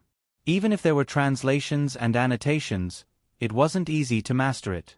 Gu Jiao took more than 10 years to go from elementary mathematics to advanced mathematics. Of course, it was related to the progress of education, but the education resources in her previous life were more extensive and systematic. Xiao Lulang was crossing the river by feeling his way. The imperial exam didn't test arithmetic, and he didn't spend much effort on arithmetic in the past. This was the rhythm of a liberal arts student suddenly getting an advanced mathematics textbook. Gu Jiao, starting tomorrow, I'll give my husband 6 walnuts. The family did their own things while waiting for Gu Yen and Gu Xiaoshun to come home. In the past, the two of them would arrive home around 4:45 in the evening, and the latest would be 4:45 in the evening. At 4:45 in the evening, Madame Yao couldn't sit still anymore. Every time she heard footsteps outside, she would turn her head to look. When the footsteps passed, she would secretly sigh.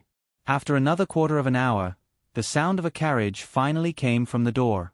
Little Jing Kong had already taken a small bath and was lying in bed. When he heard the sound, he crawled out of bed, put on his shoes, and ran out. "I'll do it, I'll do it." The night in May was slightly cold, but it wasn't cold. He was wearing thin pajamas, and he opened the courtyard door with force. He looked up. Dear brother. The person who came was Gu Chongqing. Behind Gu Chongqing, a carriage slowly passed by. It turned out that the sound of the carriage had come from it.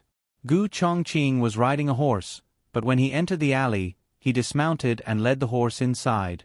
Gu Chongqing looked at the little guy who had come all the way to open the door for him. He was suddenly in a good mood. He looked at the little guy's little pajamas and asked, "Are you going to sleep?" Little Jing Kong nodded. "Yes." Then he shook his head. "I'm waiting for Brother Yen and Brother Xiaoshun." Gu Chongqing turned to look at the end of the alley. "Have they been studying so late recently?" Little Jing Kong shook his head. "No, it's only so late today." "Has older brother Yen and older brother Xiaoshun returned?" Yao Shi asked from the courtyard. Everyone in the family spoke with the identity and tone of little Jing Kong. Little Jing Kong turned around and said, "It's dear brother." Yao Shi's attitude towards Gu Chongqing was much better than before, but there was no motherly love and filial piety between them. They just treated each other as familiar guests. "Are you worried about Yen?" Gu Chongqing looked at Yao Shi and asked. When it came to Gu Yen, the two of them had a common topic. Yao Shi sighed. "Yes, he didn't come so late in the past. I'm worried that he might have been delayed on the road. It's not raining today." Gu Chongqing took down the game that was hanging on the saddle and put it on the stone table. He said to Yao Shi, "I'll go and look for him." Yao Shi looked at him gratefully. "Will it delay you tomorrow?" "No." Gu Chongqing said. Yao Shi saw that he answered so straightforwardly that he should be fine. She was relieved and said, "That's good, that's good. I'll go." Gu Chongqing did not even have time to say goodbye to his younger sister and brother-in-law. He turned around and left the residence. Gu Jiao saw that Xiao Lulang had finished a math problem. She also noticed that it was getting late. She went out and asked, "Yen and Xiaoshun haven't returned yet?" Yao Shi said, "Shitzi went to look for them." "Eldest brother came?" Gu Jiao looked at the game on the table. Little Jing Kong was stepping on the stone bench and pulling the rabbit and pheasant inside. Gu Jiao walked over and picked him up. She went to the well to wash her hands and carried him back to his room. "Go to sleep. Don't come down again." "Okay." Little Jing Kong obediently agreed. Still not back. When Gu Jiao passed by the study room, Xiao Lulang asked her. Gu Jiao said, Not yet. I'll go take a look. You stay at home and watch over Jing Kong. Don't let him run around. Most people could not watch over little Jing Kong. If she was not around, this child would be very naughty. Sure enough, as soon as Gu Jiao left, little Jing Kong sneaked out from the west room. Xiao Lulang stood at the door expressionlessly and looked at him condescendingly. Little Jing Kong thought for a while and made a final struggle. I want to pee. The place where Gu Yan and Gu Xiaoshan learned martial arts was in the north of the city. It was not a wealthy district, but it was not poor either. It was a place with beautiful scenery. There were two ways to get there from Bai Shui Tong. One way was to go through Chong and Street and go to Baisha Street. This road was more prosperous and was often used by Gu Yan and Gu Xiaoshan. The other way was to go through Xuanwu Street and go to the official road at the end. The further one went, the fewer people there were. The two usually took this road when they went there. When they came back, they did not take this road. It was too dark and they were afraid of accidents.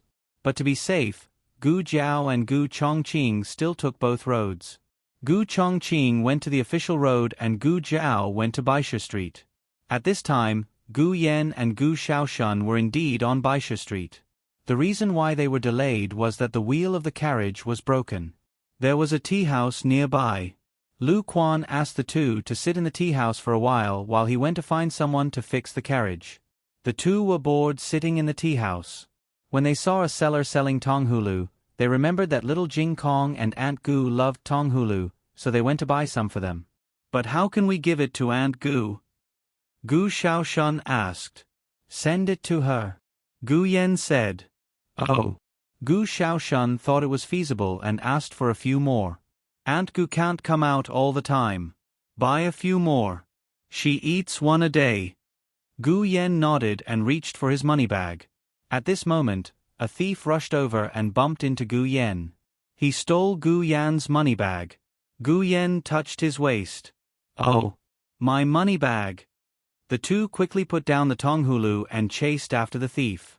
After a few steps, the thief was caught by someone.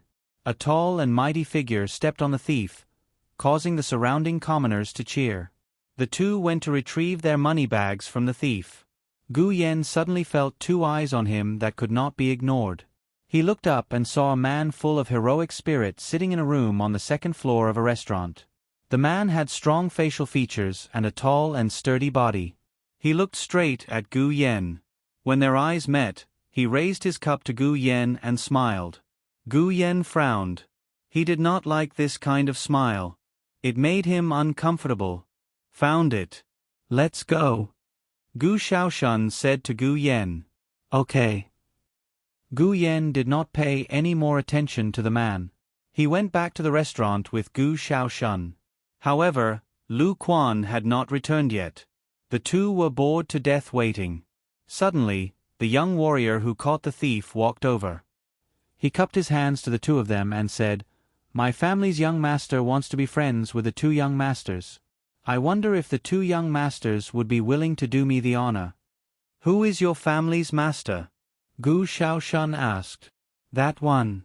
The young warrior pointed to the restaurant across the street. It was the man who raised his cup to him and smiled. Gu Yan frowned and looked away. Gu Xiaoshan looked and said, I don't know him. I don't want to be friends. The young warrior was stunned. He did not expect the other party to refuse so directly. I'm afraid the two of you don't know the identity of my family's young master. My family's young master is actually... Hey! The carriage is ready. Gu Xiaoshuan's sharp eyes saw the carriage outside. He pulled Gu Yan and said, Brother Yan, let's go. The two of them got into the carriage without looking back. They did not give the young warrior a chance to show off. They thought that they would be able to get home safely, but unexpectedly, the carriage broke down again. Lu Quan said, Forget it. We won't fix it for now. I'll go hire a carriage. You two go home first. As soon as he said that, an incomparably luxurious carriage stopped beside their carriage. Is the carriage broken? Accompanied by a man's low laughing voice, the curtain of the carriage was lifted, revealing a resolute face. When Gu Yen saw that it was him, he was annoyed to death. The man jumped out of the carriage and crouched down to check the broken wheels. He said, "It's no longer usable. If you don't mind, I can send you back. Where do you live?" Hearing this familiar tone, Lu Quan thought, could it be that he knew Xiaoshun and Gu Yen? But when he turned his head and saw that Gu Yen and Gu Xiaoshun did not want to talk to him, he understood. He cupped his hands and said, "We won't trouble you, young master. We'll go back ourselves. There's no carriage shop nearby." The man clapped his hands and said with a smile, "My younger brother is also a scholar from Qinghe Academy.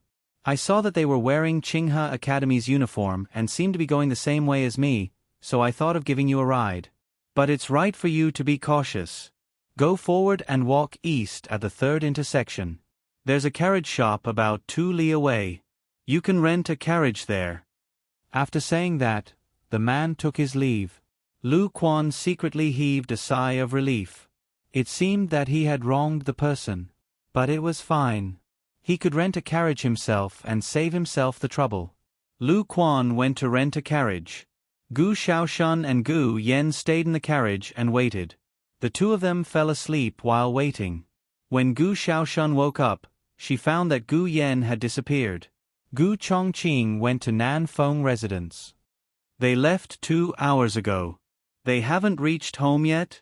Nan Xiang asked with a frown. She was wearing a veil, so Gu Chongqing did not see her ferocious and terrifying face. But even if he saw it, he would not care about it and would just forget about it. Gu Chongqing said, "Maybe they've arrived now. I'll go back and look for them." Gu Chongqing returned from Whitestone Street. On the way back, he met Lu Quan and Gu Xiaoshun.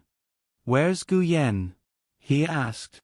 He's gone," Gu Xiaoshun said anxiously. "What happened?" Gu Chongqing asked. Gu Xiaoshun recounted what had happened along the way. Gu Chongqing narrowed his eyes slightly. What did that man look like? Gu Xiaoshun described in detail. Gu Chongqing's expression immediately became cold. "Tang Ming." "That's right, the person who wanted to befriend Gu Yen was the Tiger Mountain Barracks Lieutenant Tang Ming. He was no longer a lieutenant. After his uncle became the Grand Marshal, he was immediately appointed as a Deputy General. His rank was now higher than Gu Chongqing's senior lieutenant. When he first saw Gu Yen at the restaurant, he was deeply stunned. When he met Gu Yen for the first time, Gu Yen was tightly covered by Gu Chongqing's cloak. Only a pair of slender legs and a jade hand were exposed. Therefore, he didn't recognize that Gu Yen was the beautiful youth that Gu Chongqing had held in his arms. In addition, the old chancellor was a very low-key person. The carriage he sat in was also low-key. It looked ordinary and didn't look like the transportation of a large family. Therefore, he didn't feel that Gu Yen was a person that couldn't be provoked. Gu Yen was lying on the soft bed. Because he was drugged, his breathing was a bit hurried. His cheeks were slightly hot and there was a seductive blush on his face. The youth's figure was tall and slender. His Adam's apple wasn't big, but it was very delicate. Tang Ming had played with so many youths, but he had never seen such a peerless beauty. Just by looking, he felt like his soul was being stolen away. Gu Yen slowly woke up. The effect of the drug was still there and he couldn't move. His heart skipped a beat. From the corner of his eyes, he saw the face that he had seen countless times tonight. A strong sense of disgust suddenly rose from the bottom of his heart. However, Tang Ming smiled.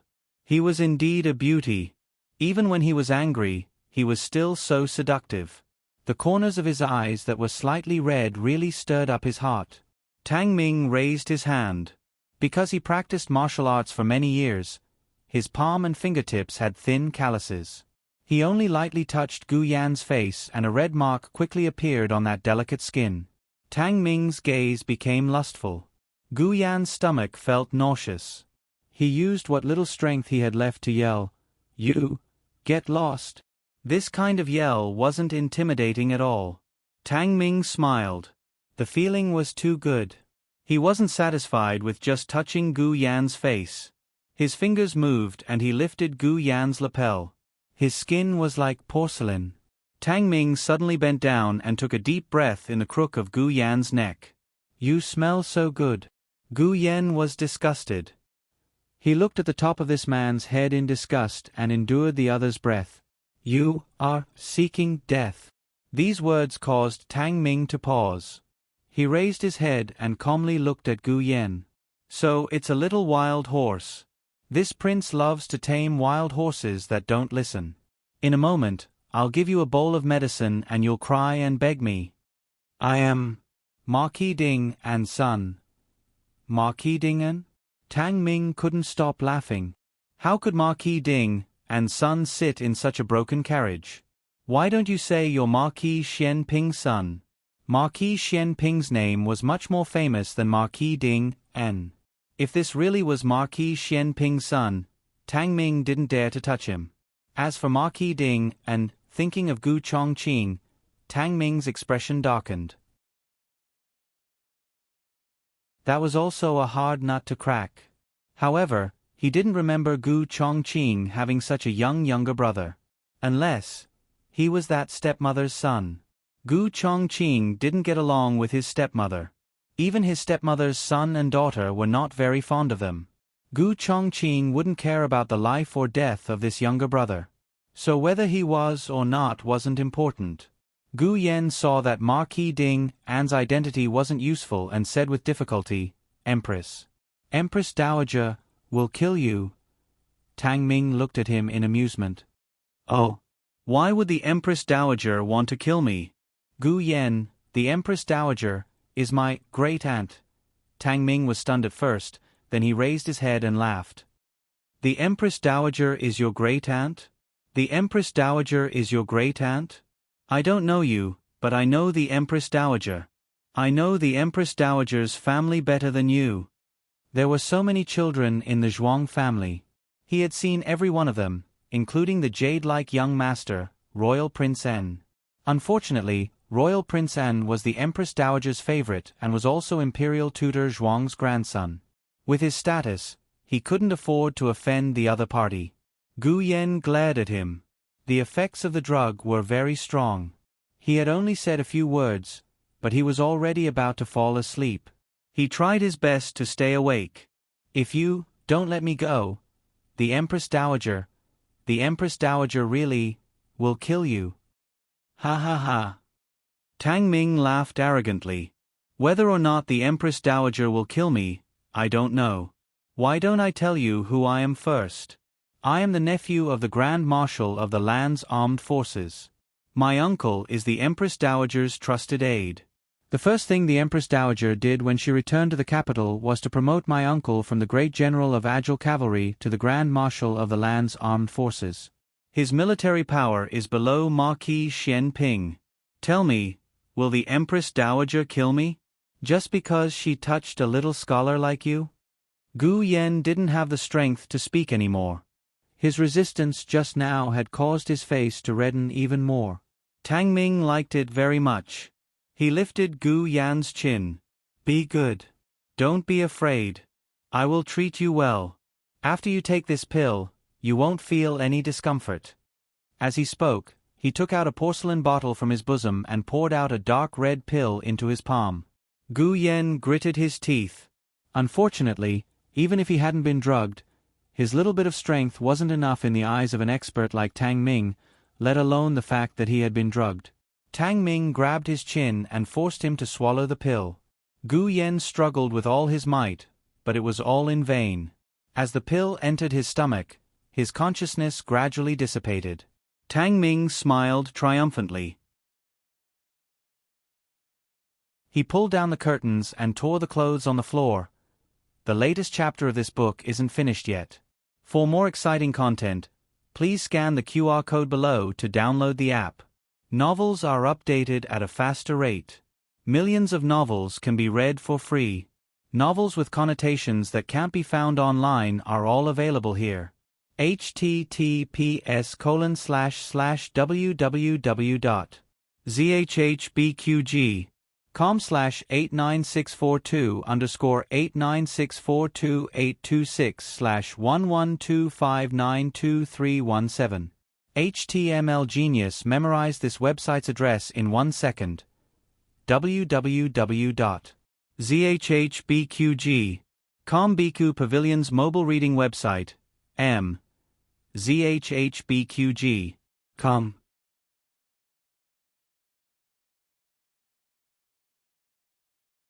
Chapter 277. The latest chapter of this book is not finished yet. For more exciting content, please scan the QR code below to download the app. Novels are updated faster. Millions of novels are free to read. Novels with content that can't be found online are all available here. Gu Jiao also came to White Stone Street. She shuttled through the crowd, looking for Gu Yan's figure. When she passed by a tea house, she vaguely felt that it was familiar, as if she had been here before. But she clearly hadn't. It was Gu Yan. He had been here before. Gu Jiao went back to the tea house to look. When she passed by a corner, her footsteps stopped. She looked at a spacious but secluded alley on the left. She didn't know why, but she suddenly couldn't breathe. She covered her stuffy chest. There was a burst of pain there. Ah Yen. After Gu Chongqing came out of Nanfeng residence, he went back along White Stone Street and also found this place. He saw Gu Jiao and urged his horse to rush over. Seeing that Gu Jiao's expression was not right, he hurriedly asked, "What's wrong?" Gu Jiao's hand that was holding her lapel tightened. She looked at the dark and boundless night in the east. Ah Yen is there. Gu Chongqing followed her gaze and looked into the distance.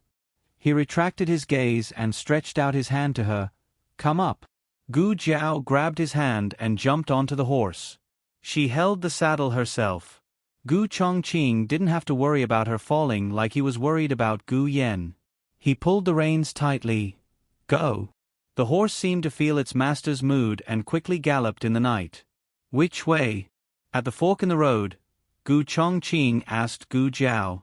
Gu Jiao turned her head and looked. "This way." Gu Chongqing's legs tightened around the horse's belly. He quickly rushed to the right side of the street. When he crossed the street and entered a luxurious alley, he guessed what was going on. This alley was very famous in the capital, and it was mostly used by the rich and powerful to indulge in debauchery. Someone had once brought him here and said that they would give him a house.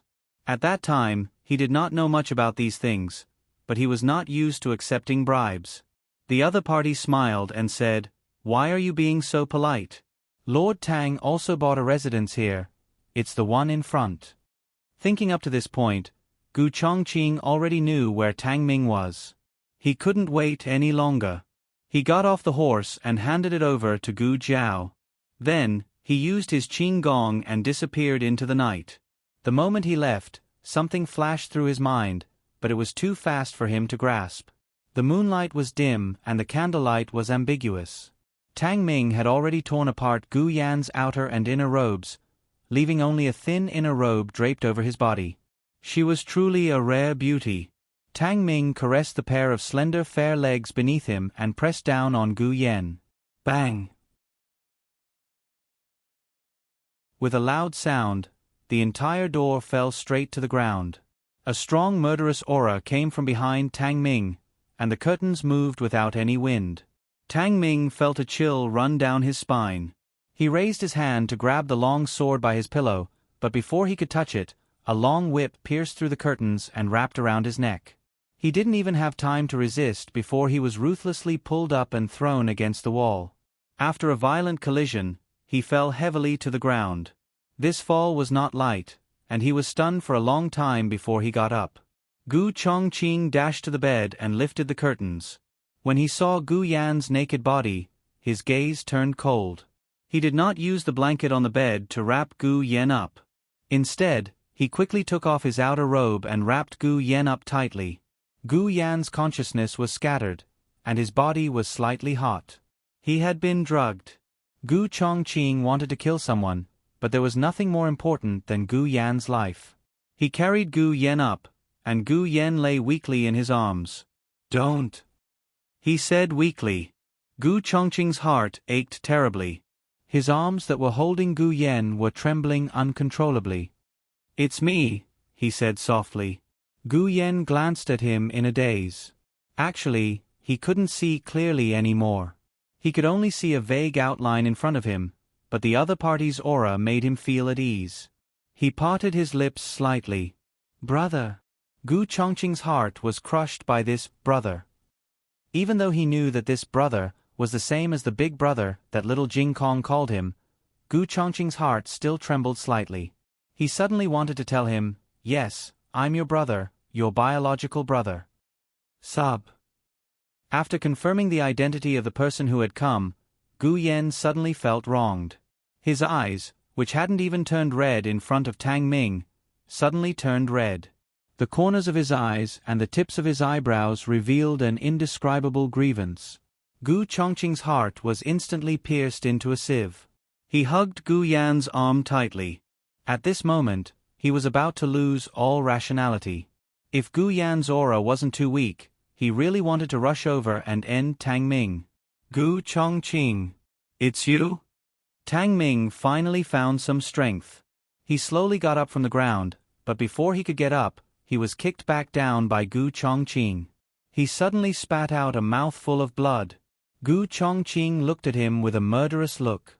"Tang Ming, I'll settle this score with you." Tang Ming felt like he had seen a ghost. Why would Gu Chongqing come here? Could it be that this brat? Tang Ming suddenly remembered that he had seen Gu Chongqing riding a horse with a youth on the streets. Could it be that this little beauty in front of him was the youth that Gu Chongqing had protected in his arms? What was their relationship? This brat said that he was Ma Qiding and son. Could it really be? But didn't Gu Chongqing only recognize his two younger brothers from the same mother? When had he cared about the life and death of a stepbrother? He looked so nervous, as if someone wanted to take his life. Was it necessary?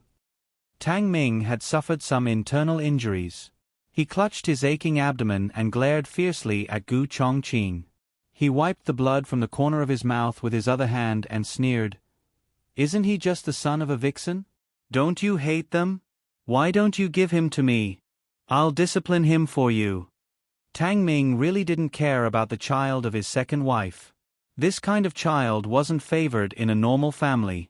Moreover, he had heard that Ma Qiding and second wife didn't have a high status and had been neglected all these years. She brought her son to live in an estate. Since that was the case, who was Gu Chongqing trying to show by putting on a protective look? Gu Yan's breathing was very unstable.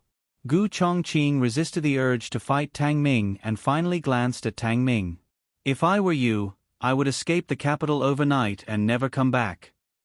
"Ha!" Tang Ming snorted disdainfully.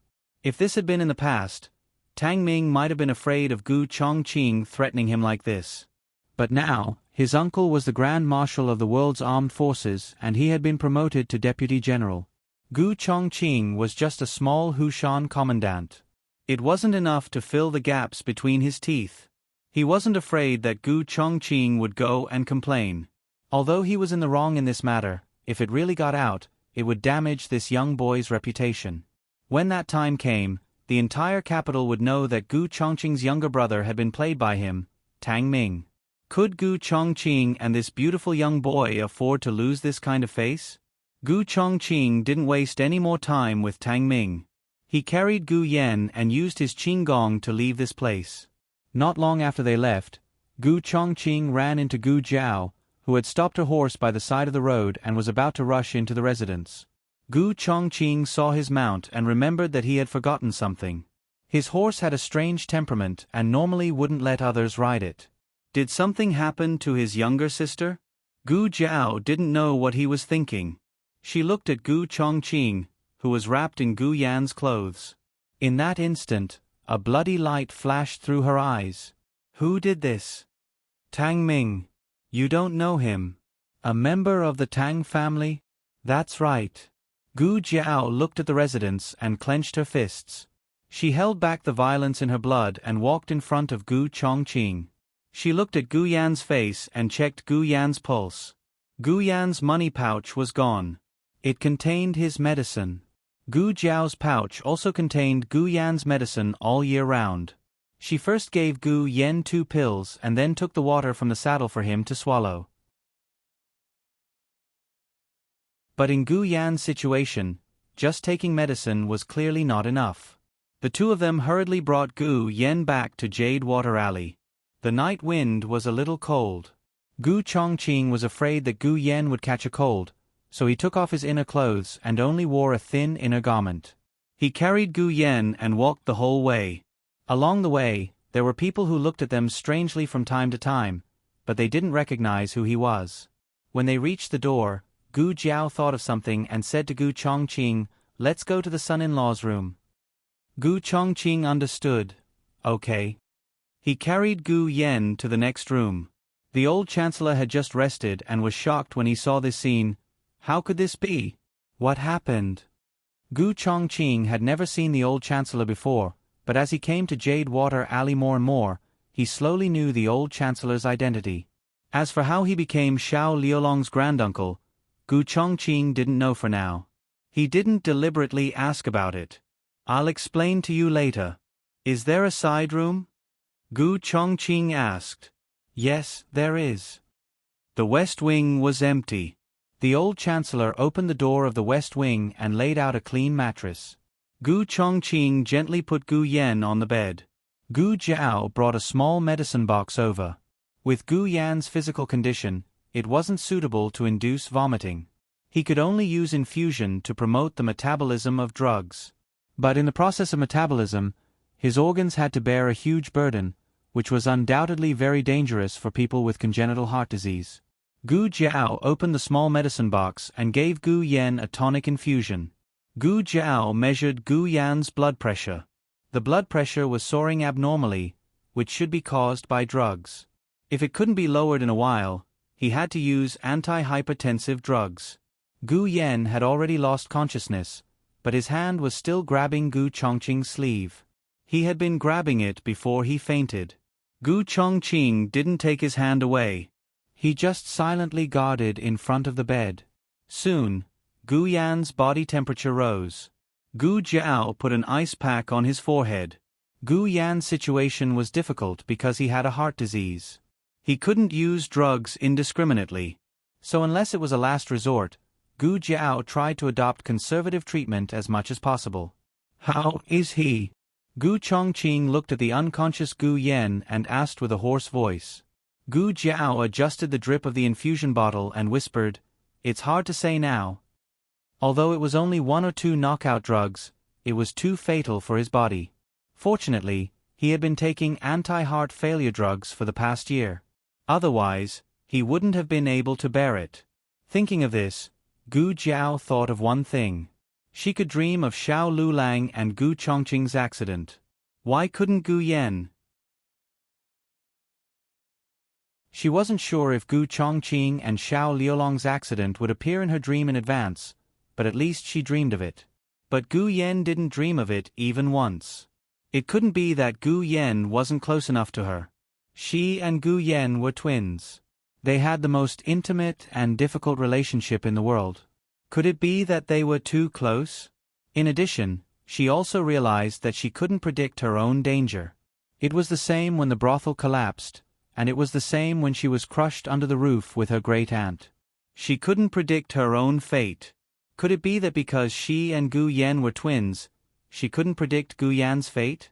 If that was the case, then Gu Yan's hidden guards would have to be recalled to the capital. After Tang Ming was beaten up by Gu Chongqing, he was no longer in the mood to play and rode his horse back to Tang Manor. Tang Manor was no longer a general's manor, but a marshal's manor. The courtyard was much more imposing. Tang Ming stood in front of 2 majestic stone lions. He straightened his clothes and brushed his sleeves to make sure no one would notice that he was fooling around. Only then did he step into the manor.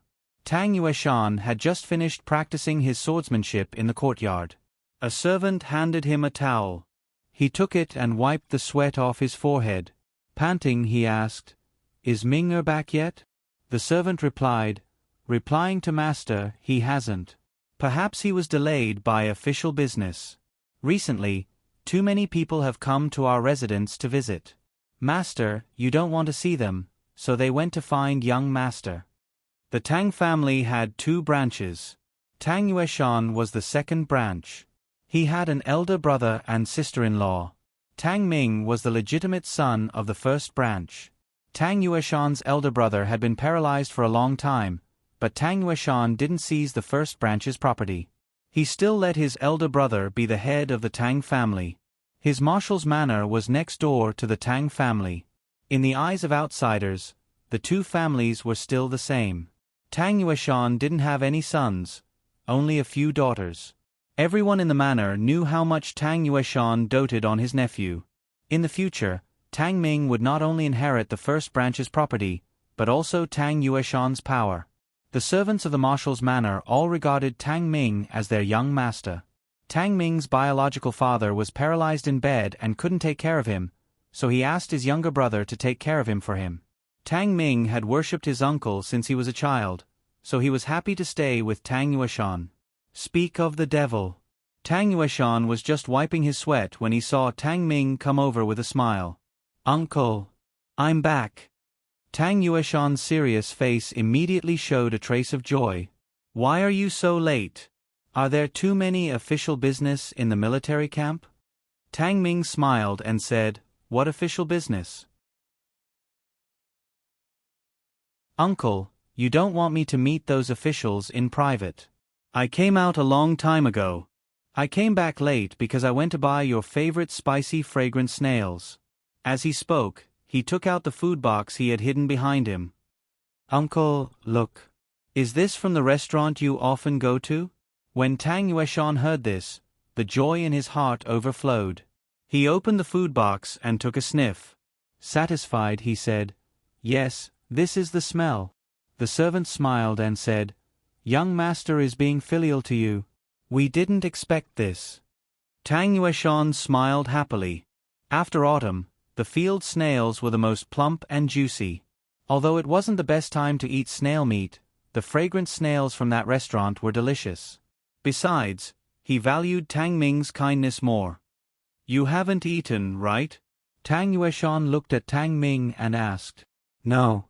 Tang Ming shook his head. Have someone set the table, Tang Yueshan ordered the servant. Yes, sir. The servant hurried off. The weather was getting warmer. The food was placed in the courtyard. Tang Yueshan didn't eat at home often, and he didn't invite his daughters to eat. Tang Ming was the only one he doted on. Not only did he eat at the same table as him, but he could also enter and leave his courtyard freely. Tang Yueshan never got angry when he touched his things. The bamboo shoots in the kitchen are so tender today, Tang Ming said. Eat more. Tang Yueshan put a lot of food on Tang Ming's plate. Tang Ming buried his head in the food.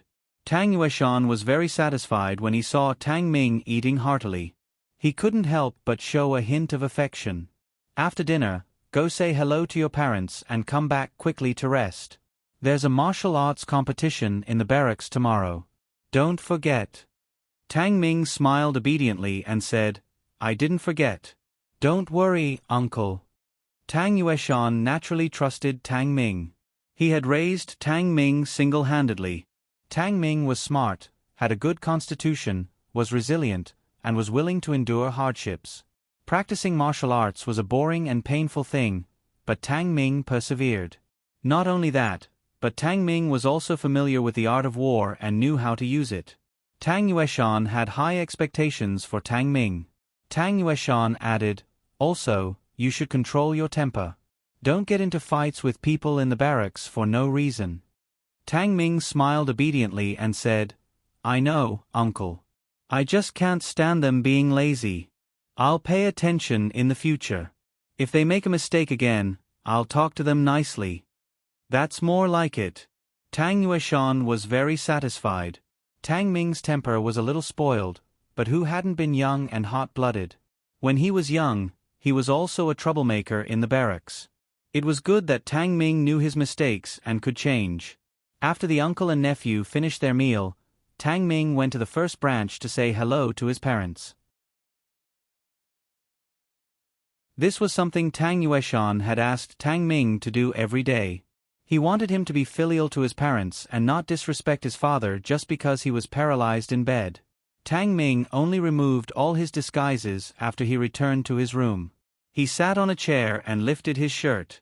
When he saw the bruise on his abdomen caused by Gu Chongqing's kick, he was so angry that he gritted his teeth. Then he thought of Gu Yen and felt a little regretful. He savored the memory and narrowed his eyes. Such a delicious and beautiful young man. He had almost eaten him. Gu Jiao and Gu Chongqing guarded Gu Yen for the whole night.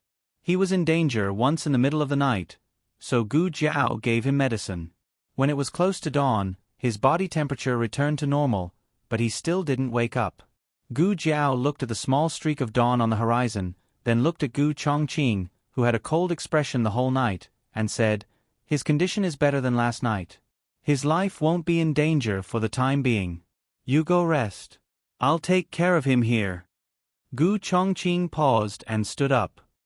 He looked at the unconscious Gu Yen with reluctance in his eyes.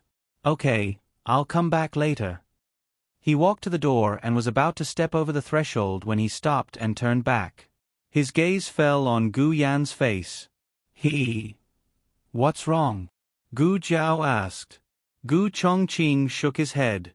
"Forget it. It's nothing." If he heard it, then he heard it.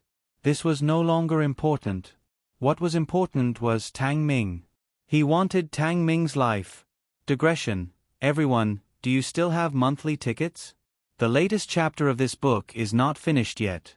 For more exciting content, please scan the QR code below to download the app. Novels are updated at a faster rate. Millions of novels are free to read. Novels with content that can't be found online are all available here. https://www.zhbqg.com/89642_826/112566466. HTML Genius memorized this website's address in 1 second. www.zhbqg.com Biku Gu mobile reading website, m.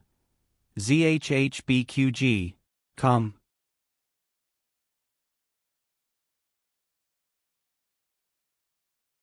Chapter 278. The latest chapter of this book isn't finished yet.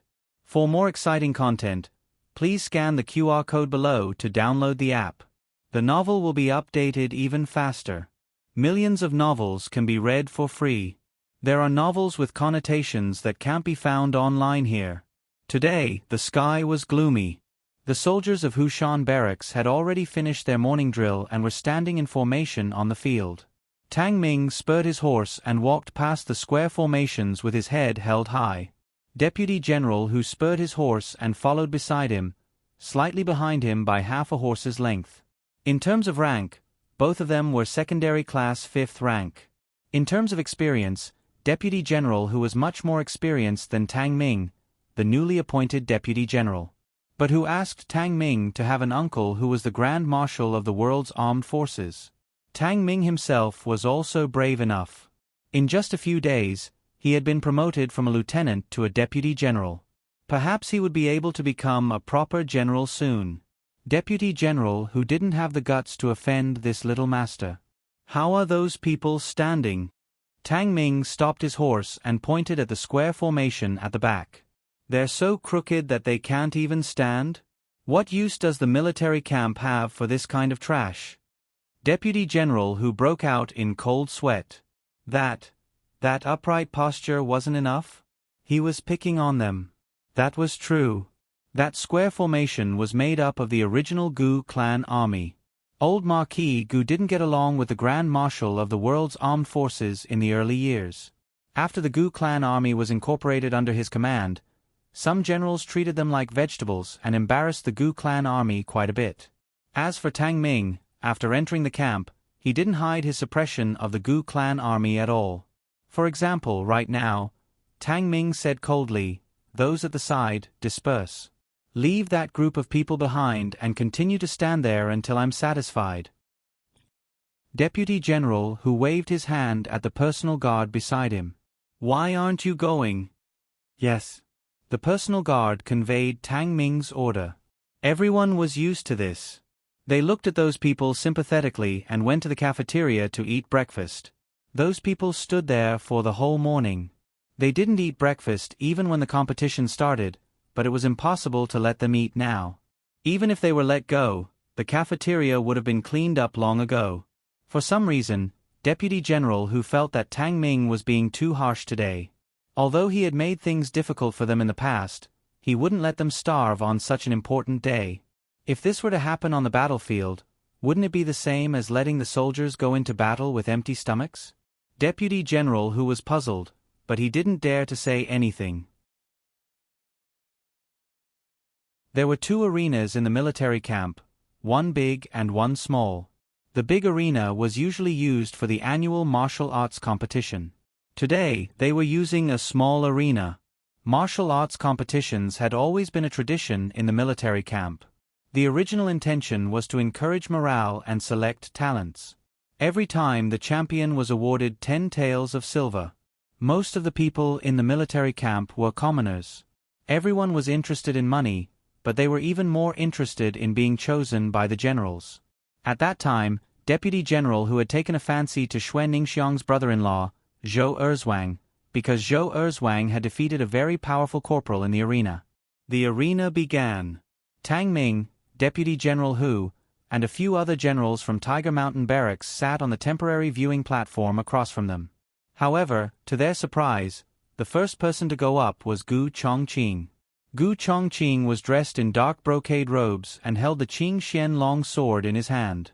He stood on the arena and under the blue dome of heaven. The place where Tang Ming had been beaten by Gu Chongqing was still aching faintly. He narrowed his eyes coldly. "What's going on? Why is Commandant Gu going up?" "That's right. Why did Gu Chongqing come to fight in the arena? Why would he take a fancy to an arena of this level?" Actually, in the early days of the arena, the generals had always been the first to fight. After the generals had fought, the arena was handed over to the rest of the soldiers. Later on, the military camp's official style prevailed. The generals with official ranks felt that winning wasn't something to be proud of, but losing was shameful. Gradually, they withdrew from the arena. This was Gu Chongqing's first time in the arena. He faced the wind, his hair bound by a jade crown, his robes flapping. His aura was like a rainbow. For a long time, no one dared to go up. Gu Chongqing then began to call out names. He was a commandant. As long as he didn't call out anyone with a higher rank than himself, no one could refuse. The first name he called out was Fu Pang. He was one of Tang Ming's subordinates. Gu Chongqing didn't give Tang Ming any face and knocked him out of the arena with a single move. After that, Gu Chongqing called out another 17 or 18 people in one go. They were all Tang Ming's subordinates, and they were all defeated with a single move. Tang Ming's fists were clenched tightly. If he still couldn't tell that Gu Chongqing was deliberately targeting him, then it wouldn't make sense. Was Gu Chongqing fighting for justice for the Gu clan army, or was he avenging his stepbrother?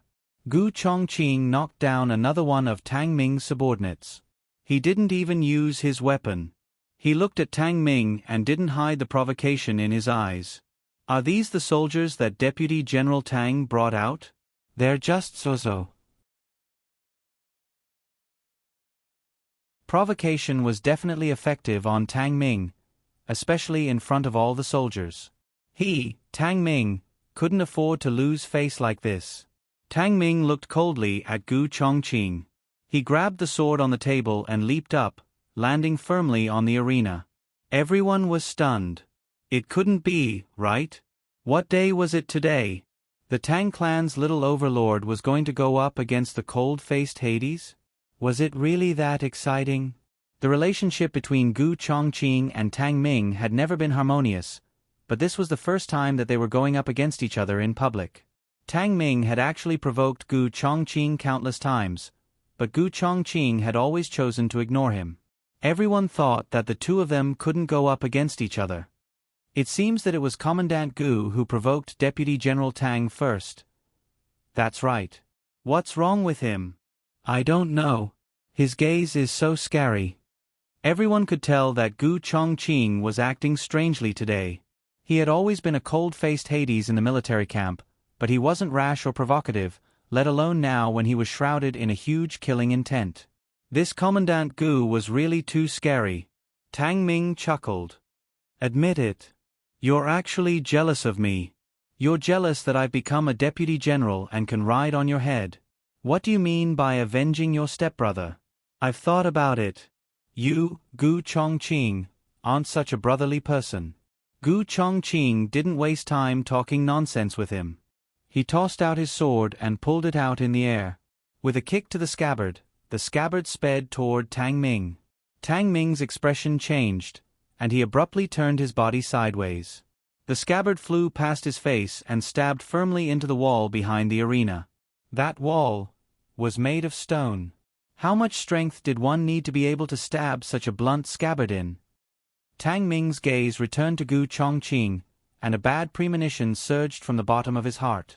He had long known that Gu Chongqing had hidden his strength, but he didn't know exactly how much. He had passed the 12th stage of the 18 bronze men array, while Gu Chongqing had passed the 13th stage. But the strength of that move just now was at least above the 15th stage. Tang Ming suddenly regretted going up into the arena. However, it was too late now. There were so many people watching him. He couldn't surrender, and he couldn't lose. Tang Ming also pulled out his scabbard and threw it back to his subordinate. He then slashed out toward Gu Chongqing. The old marquee weapon was a 9-section whip. Therefore, Gu Chongqing was best at using whips. However, he didn't like using 9-section whips. Seeing that Tang Ming's sword was coming toward him, Gu Chongqing didn't even dodge. Had this person been scared silly by his sword chi? Just as this thought flashed through Tang Ming's mind, Tang Ming was struck by Gu Chongqing's sword. Tang Ming was stunned. He didn't even see how Gu Chongqing had attacked. That sword slashed through Tang Ming's armor and left a gash on the right side of his abdomen. Blood spurted out with a swoosh. Everyone was stunned. Although swords and sabers had no eyes, wasn't this attack a little too fast and vicious?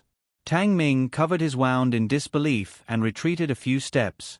He looked at the blood on his wound and gritted his teeth, saying, Gu Chongqing, you're courting death. A cold glint appeared in Gu Chongqing's eyes. I've said it before. Don't have any ideas about him. I'll kill you. I won't kill you secretly. I'll beat you up until you're looking for your teeth all over the floor.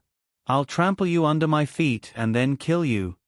Tang Ming suddenly realized that Gu Chongqing was serious. He seemed to understand why Gu Chongqing had done this. Gu Chongqing was humiliating him. Because he had humiliated Gu Yan, Gu Chongqing was going to let him have a taste of what he had done 10 times, 100 times over. Tang Ming clenched his fists. You're crazy. Aren't you afraid that you'll pay for it with your life? Gu Chongqing used his actions to tell him whether he was afraid or not. He slashed out with his sword again and slashed Tang Ming's right abdomen. The third slash pierced Tang Ming's left arm. The fourth slash injured Tang Ming's left leg. The fifth slash. From the moment Tang Ming started to attack, he hadn't won against Gu Chongqing in a single move. On the other hand, Gu Chongqing's every slash caused Tang Ming to bleed. This wasn't a martial arts competition. It was a one-sided suppression. Tang Ming, the son of heaven, the second most powerful expert in the military camp, was actually so weak. Stop. Deputy General who couldn't stand it anymore. If he continued to hit Tang Ming, he'd lose his life. However, not only did Gu Chongqing stop, he even pierced his sword toward Tang Ming's heart. Everyone sucked in a breath of cold air. Tang Ming was so weak that he couldn't move. He was just like Gu Yan, who couldn't move last night. He had become a lamb for others to do whatever they wanted to him. All the blood drained from his face. To a general, being abused like this in the arena was no different from an ordinary person being pinned down and played with. He had a taste of Gu Yan's despair and humiliation. In the blink of an eye, a strong gust of wind blew over and shook Tang Ming away from Gu Chongqing's sword. Tang Ming crashed into the wall and spat out a mouthful of blood. However, he had managed to avoid a fatal blow. A tall and powerful figure landed in the arena, shielding Tang Ming behind him. When Tang Ming saw who it was, he crawled over and hugged the other party's leg. "Uncle! He wants to kill me!" Tang Yueshan's cold gaze landed on Gu Chongqing's face. "Doesn't Commandant Gu know the rules of a martial arts competition? You can't kill anyone. Is he even human?" Gu Chongqing asked coldly. Tang Ming glanced at his uncle guiltily. However, Tang Yueshan didn't look at him. He punished the old subordinates of the Gu clan. He was indeed too harsh. "However, if you want to take his life because of this, I'm afraid you'll be the one who went overboard." Gu Chongqing didn't explain. This was good too. He could keep Gu Yan's secret. Tang Yueshan snorted coldly. "Then why don't I exchange a few blows with you?" Tang Yueshan was famous for his protective nature. This was why almost no one in the capital dared to provoke Tang Ming. Even if they were humiliated by Tang Ming, they could only swallow their anger. Tang Ming looked at Gu Chongqing with deep hatred. A look of vengeance flashed across his face. "Uncle! Kill him! Kill him! Kill him and avenge me!" Tang Yueshan naturally couldn't kill Gu Chongqing in front of the entire military camp. However, it would be easy for him to make Gu Chongqing suffer a little. However, just as he was about to make his move, a voice as loud as a bell rang out. "Wait!" Gu Chongqing frowned.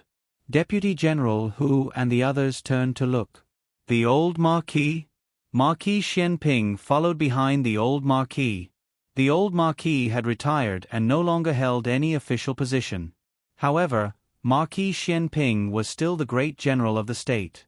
Other than Tang Yueshan, everyone had to bow to him.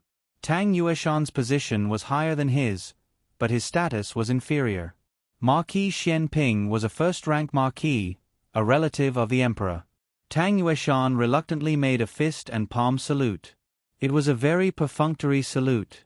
Marquis Xianping didn't mind. He smiled faintly and said, "Long time no see. How are you, Lord Tang?" Tang Yueshan didn't have a good relationship with the old Marquis, nor did he have a good relationship with Marquis Xianping. The former had a grudge against him, while the latter, except for their different standpoints, it was purely because Marquis Xianping was too good at irritating people. Tang Yueshan and Marquis Xianping were the same age, but when they stood next to each other, it was as if they were a generation apart. Marquis Xianping Ho hid his hands in his sleeves and looked at Tang Yueshan's round belly with a faint smile. "It seems that Lord Tang has been eating a lot lately. Is the salary of the Supreme Marshal too high? You're already a Supreme Marshal. Don't frown all the time. Look at you, you have more wrinkles." Tang Yueshan was furious. What did it mean to touch the pot that didn't boil? This was it. Speaking of which, he was wronged. When he was young, Shiyi used to be a handsome man, but now he was fat and looked like a middle-aged greasy uncle. Marquis Xianping looked like this 20 years ago, and 20 years later, he still looked like this. How infuriating! If it were someone else who insulted him like this, he could still say, "What's the point of being a handsome man? Do you know martial arts? Can you fight? Can you go to the battlefield and kill the enemy?" But Marquis Xianping couldn't say that. Marquis Xuanping's arrival changed the atmosphere. Marquis Xianping took away a lot of Tang Yueshan's hatred for Gu Chongqing. When the old Marquis proposed to take Gu Chongqing back to the mansion for strict discipline, Tang Yueshan agreed without hesitation. Of course, it was also because Tang Ming's injuries were too serious and he fainted from excessive blood loss. The latest chapter of this book is not finished yet. For more exciting content, please scan the QR code below to download the app. Novels are updated faster and more complete. Millions of novels are free to read. There are all kinds of novels that you can't find online. https://www.zhhbqg com/89642_826/112563408. HTML Genius memorized the website address in 1 second.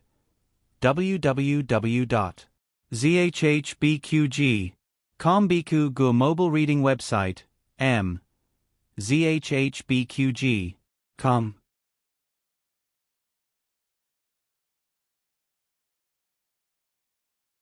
Chapter 279. The latest chapter of this book is not finished yet. For more exciting content, please scan the QR code below to download the app. Novels are updated at a faster rate. Millions of novels are free to read. Novels with a deeper meaning that can't be found online are all available here. Malicious wounding in an official martial arts competition would be dealt with according to military regulations, especially when Gu Chongqing was a commandant. What would the soldiers think if a commandant took the lead in doing such a thing? This was the most irrational Gu Chongqing had ever been. At least, that was what the old duke thought. However, the old duke couldn't reprimand Gu Chongqing in front of outsiders. He gave Gu Chongqing a dark look and said, "Come down now." Gu Chongqing slowly walked to the wall and pulled out the scabbard that was deeply embedded in it. Tang Yueshan followed his movements and saw this scene. He couldn't help but frown. He was only in his early 20s, but he already had such profound martial arts. After Gu Chongqing took the scabbard, everyone thought that he would obediently leave with the old duke. Something strange happened at this moment. Tang Yueshan had just helped Tang Ming, who was covered in blood, sit up and was about to carry him down when a sharp sword light flashed. Everything had happened so quickly that no one could see what had happened clearly. The unconscious Tang Ming was woken up by the pain. Accompanied by his agonizing cry, one of his arms flew off. Blood splattered on Tang Yueshan's face. Tang Yueshan was stunned. In the next second, Tang Yueshan came to his senses and hit Gu Chongqing with his palm. The vigorous internal energy was so substantial that it was hard to resist. It sent Gu Chongqing flying out of the arena. This scene simply stunned everyone. Even the Marquis did not expect his own grandson to do such a thing. Marquis Xianping raised his eyebrows. "Oh, your grandson has guts." The old duke glared at Marquis Xianping. Tang Ming wailed incessantly. Tang Yueshan went berserk. He hit Tang Ming's acupoints and flew toward Gu Chongqing with bloodshot eyes. He wanted to kill Gu Chongqing. Gu Chongqing had already fallen to the ground after being struck by the palm. He felt a sharp pain in his chest and a trace of blood flowed out from the corner of his mouth. The old duke's expression changed. He quickly stepped in front of Gu Chongqing and raised his hand to block Tang Yueshan's attack. Tang Yueshan's palm strike was full of murderous intent. The old Marquis was forced to take a few steps back, and his breath was in a mess. It was not hard to imagine how serious the consequences would be if Gu Chongqing was hit. Tang Yueshan was enraged. How dare he do this in front of me? If I don't kill him today, I won't be able to vent my anger. Get out of my way. Otherwise, I'll kill you too. Of course, the old duke knew that Tang Yueshan was not trying to scare him. Tang Yueshan had no children, and Tang Ming was his only nephew. Tang Ming was the apple of his eye since he was young. He was no different from his own son. Right now, one of Tang Ming's arms had been crippled by Gu Chongqing right in front of him. How could he possibly take this lying down? Marquis Xianping slowly opened his mouth. "Lord Tang, this is the military camp. It's not good for you to kill someone here, is it?" Yes. Gu Chongqing had violated military discipline. However, if Tang Yueshan killed Gu Chongqing, then he would be in the same situation as Gu Chongqing. He had just been conferred the title of Supreme Marshal of the military forces. Many eyes were on him. He could use his authority to bend the law for personal gain, but he could not kill a marquis' heir in public. Tang Yueshan clenched his fists so tightly that his knuckles cracked. He looked murderously at Gu Chongqing and said through gritted teeth, "Men, take Commandant Gu to the torture chamber. I'll judge him personally later." "Yes, sir." 2 guards took away Gu Chongqing's sword and took him to the torture chamber in the camp. Tang Yueshan left with the unconscious Tang Ming. When he brushed shoulders with the old Marquis, he said coldly, "He hurt Ming, I won't let him off." The old Marquis cupped his hands in salute. "I won't let anyone wrong my grandson either." He was telling Tang Yueshan that he could forget about tampering with the interrogation process. After Tang Yueshan left, the old Marquis turned to look at Marquis Xian Ping. He no longer had an official position and could not interfere with military matters. Marquis Xian Ping waved his hand. "I know. I'll be there during the interrogation. However, you'd better find out if Commandant Gu has any difficulties." The old Marquis replied, "I will." After a while, Marquis Xian Ping also left. The old Marquis thought for a moment, then turned and went to the torture chamber. The torture chamber in the military camp was not really a prison. It was more like a dark room. There was nothing inside except for a straw mat. Marquis Xian Ping greeted the guards of the torture chamber and allowed them to visit Gu Chongqing. The old Marquis successfully entered the torture chamber. Tang Ming was a proud son of heaven in the military camp. Wasn't Gu Chongqing the same? He was even more outstanding than Tang Ming, more law-abiding, and more respectable. But today, this person who had never made a mistake had actually been convicted and locked up in the torture chamber. The old Marquis's feelings were very complicated. "Kneel," the old Marquis said. Gu Chongqing lifted the hem of his robe and knelt down expressionlessly. Gu Chongqing had always been like this. He had never had a warm personality. But for some reason, the old Marquis felt that after returning to the capital, there was an invisible barrier and distance between him and Gu Chongqing. Even kneeling seemed to give off a sense of obedience, but in reality, there was a silent rebellion. The old Marquis frowned. His suspicious gaze swept up and down Gu Chongqing's body. In the end, he still asked about the military camp. "Why were you so impulsive? Who gave you the courage to harm Tang Ming in front of so many people? Just now, if Marquis Xian Ping and I hadn't stopped you, you would have been killed by Tang Yueshan." Gu Chongqing didn't say anything. He only lowered his eyes, as if he was looking at the cold ground, or as if his eyes were empty. "Tell me honestly, what was the reason? Did Tang Ming really mistreat the former Gu army?" This was the grandson the old Marquis had raised single-handedly. The old Marquis knew what kind of character he had. Gu Chongqing had an inseparable feeling for the Gu army. Even if he had never truly been in the Gu army, he had been influenced by what he saw and heard from a young age. He had long since considered himself and the Gu army as one. The old Marquis still remembered that when he had handed over military power and allowed the Gu army to fall into the hands of others, Gu Chongqing had secretly wiped away tears in his room. At the time, Gu Chongqing had only been a youth. When he had entered the Tiger Mountain barracks, the old Marquis had repeatedly warned him not to act on impulse.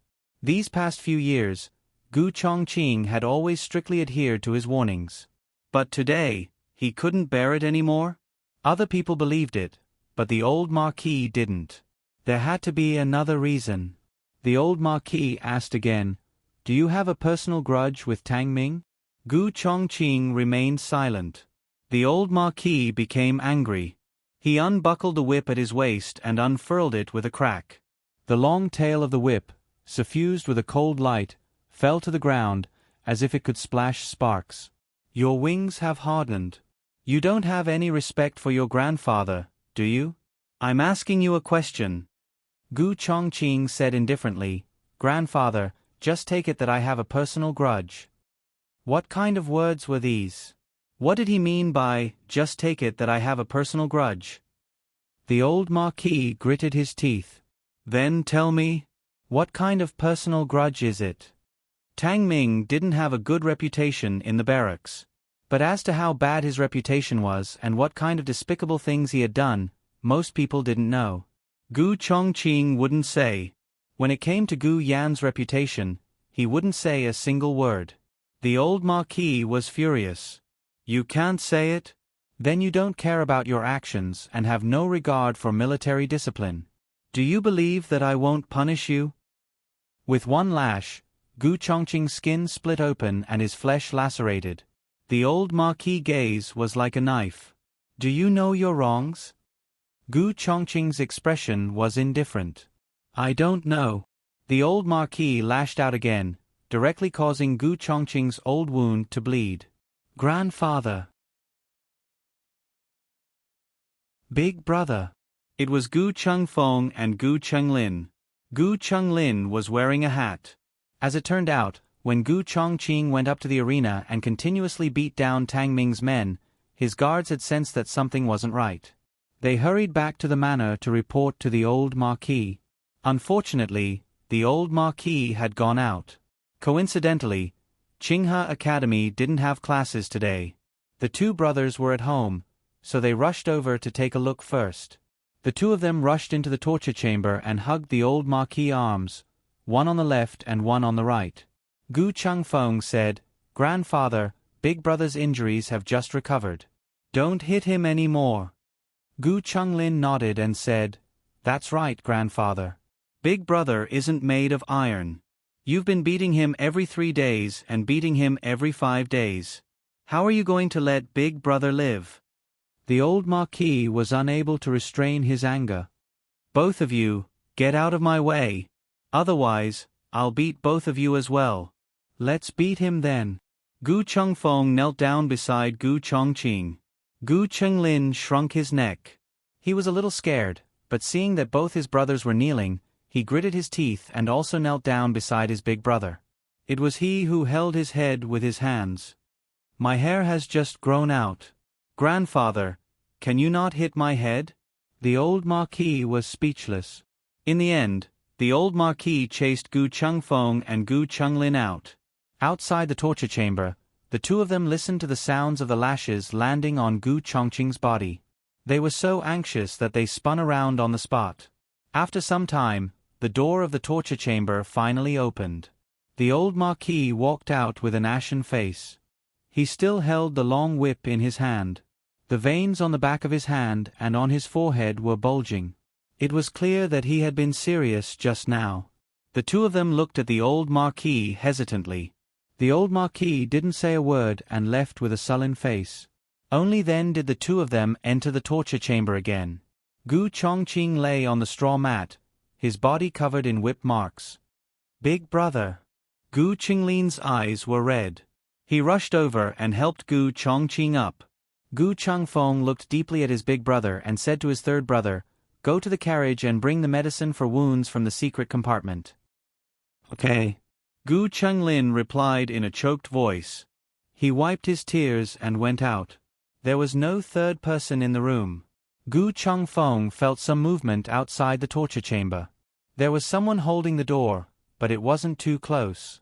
He helped Gu Chongqing sit on the straw mat with his back against the cold wall.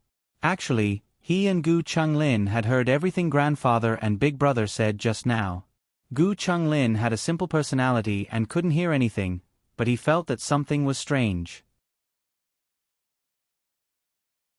Gu Chengfeng knelt down on one knee beside Gu Chongqing and looked at Gu Chongqing. "Big brother, you've changed. You weren't like this before. What happened between you and grandfather?" On the way here, he and Gu Chenglin had heard about what happened in the military camp.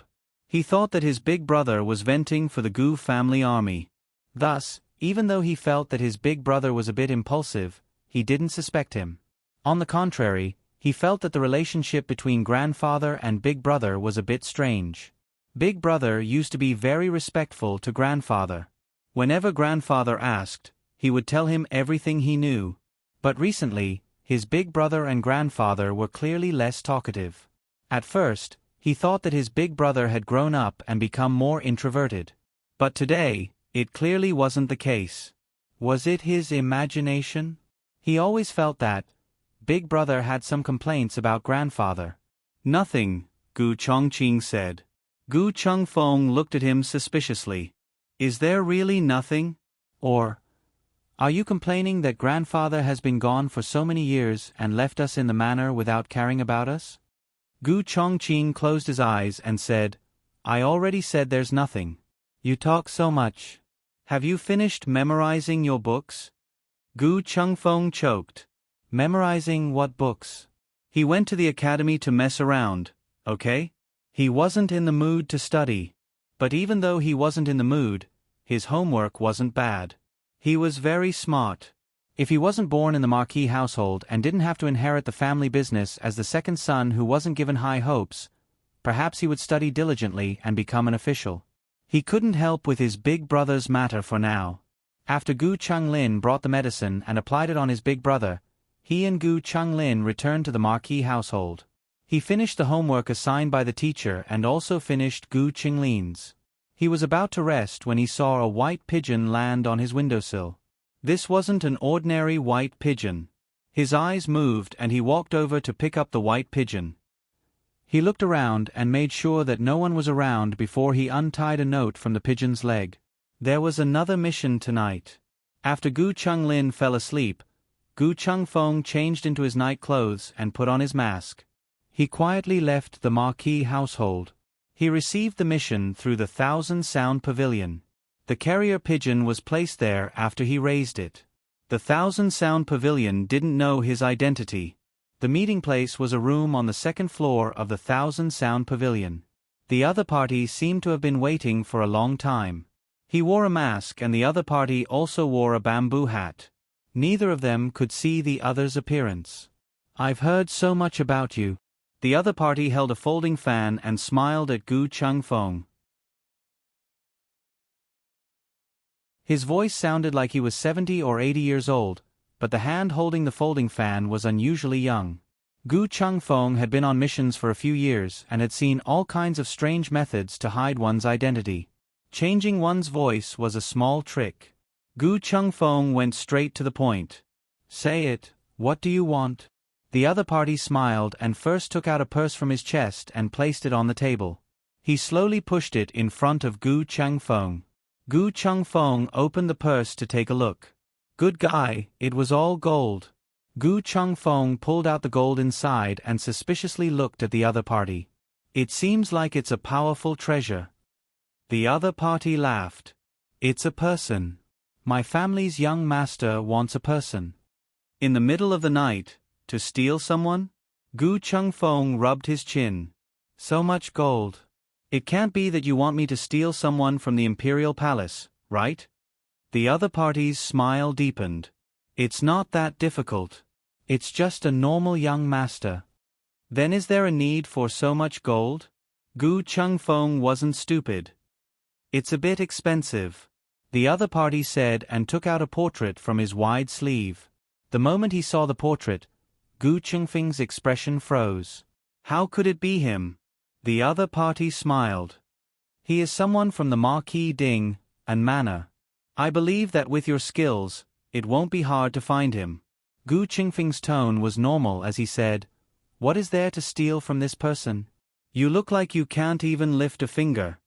These words were completely illogical. Who would steal a young master to have him do heavy work? But the bamboo hat man did not investigate. He only smiled and said, My family's young master likes him. Originally, he only liked him a little. Now that he was injured and the price was heavy, he wants him even more. Otherwise, wouldn't he have lost an arm for nothing? Saying this, the bamboo hat man suddenly coughed and stopped. But in Gu Chengfeng's mind, two words almost instinctively popped out. Arm lost an arm. That person is. Gu Chengfeng suddenly opened his eyes wide and clenched his fists. The bamboo hat man looked at the money pouch in Gu Chengfeng's hand and smiled. This is only the down payment. After the matter is completed, you will pay 10 times the reward. This was the largest order Gu Chengfeng had received in the past few years.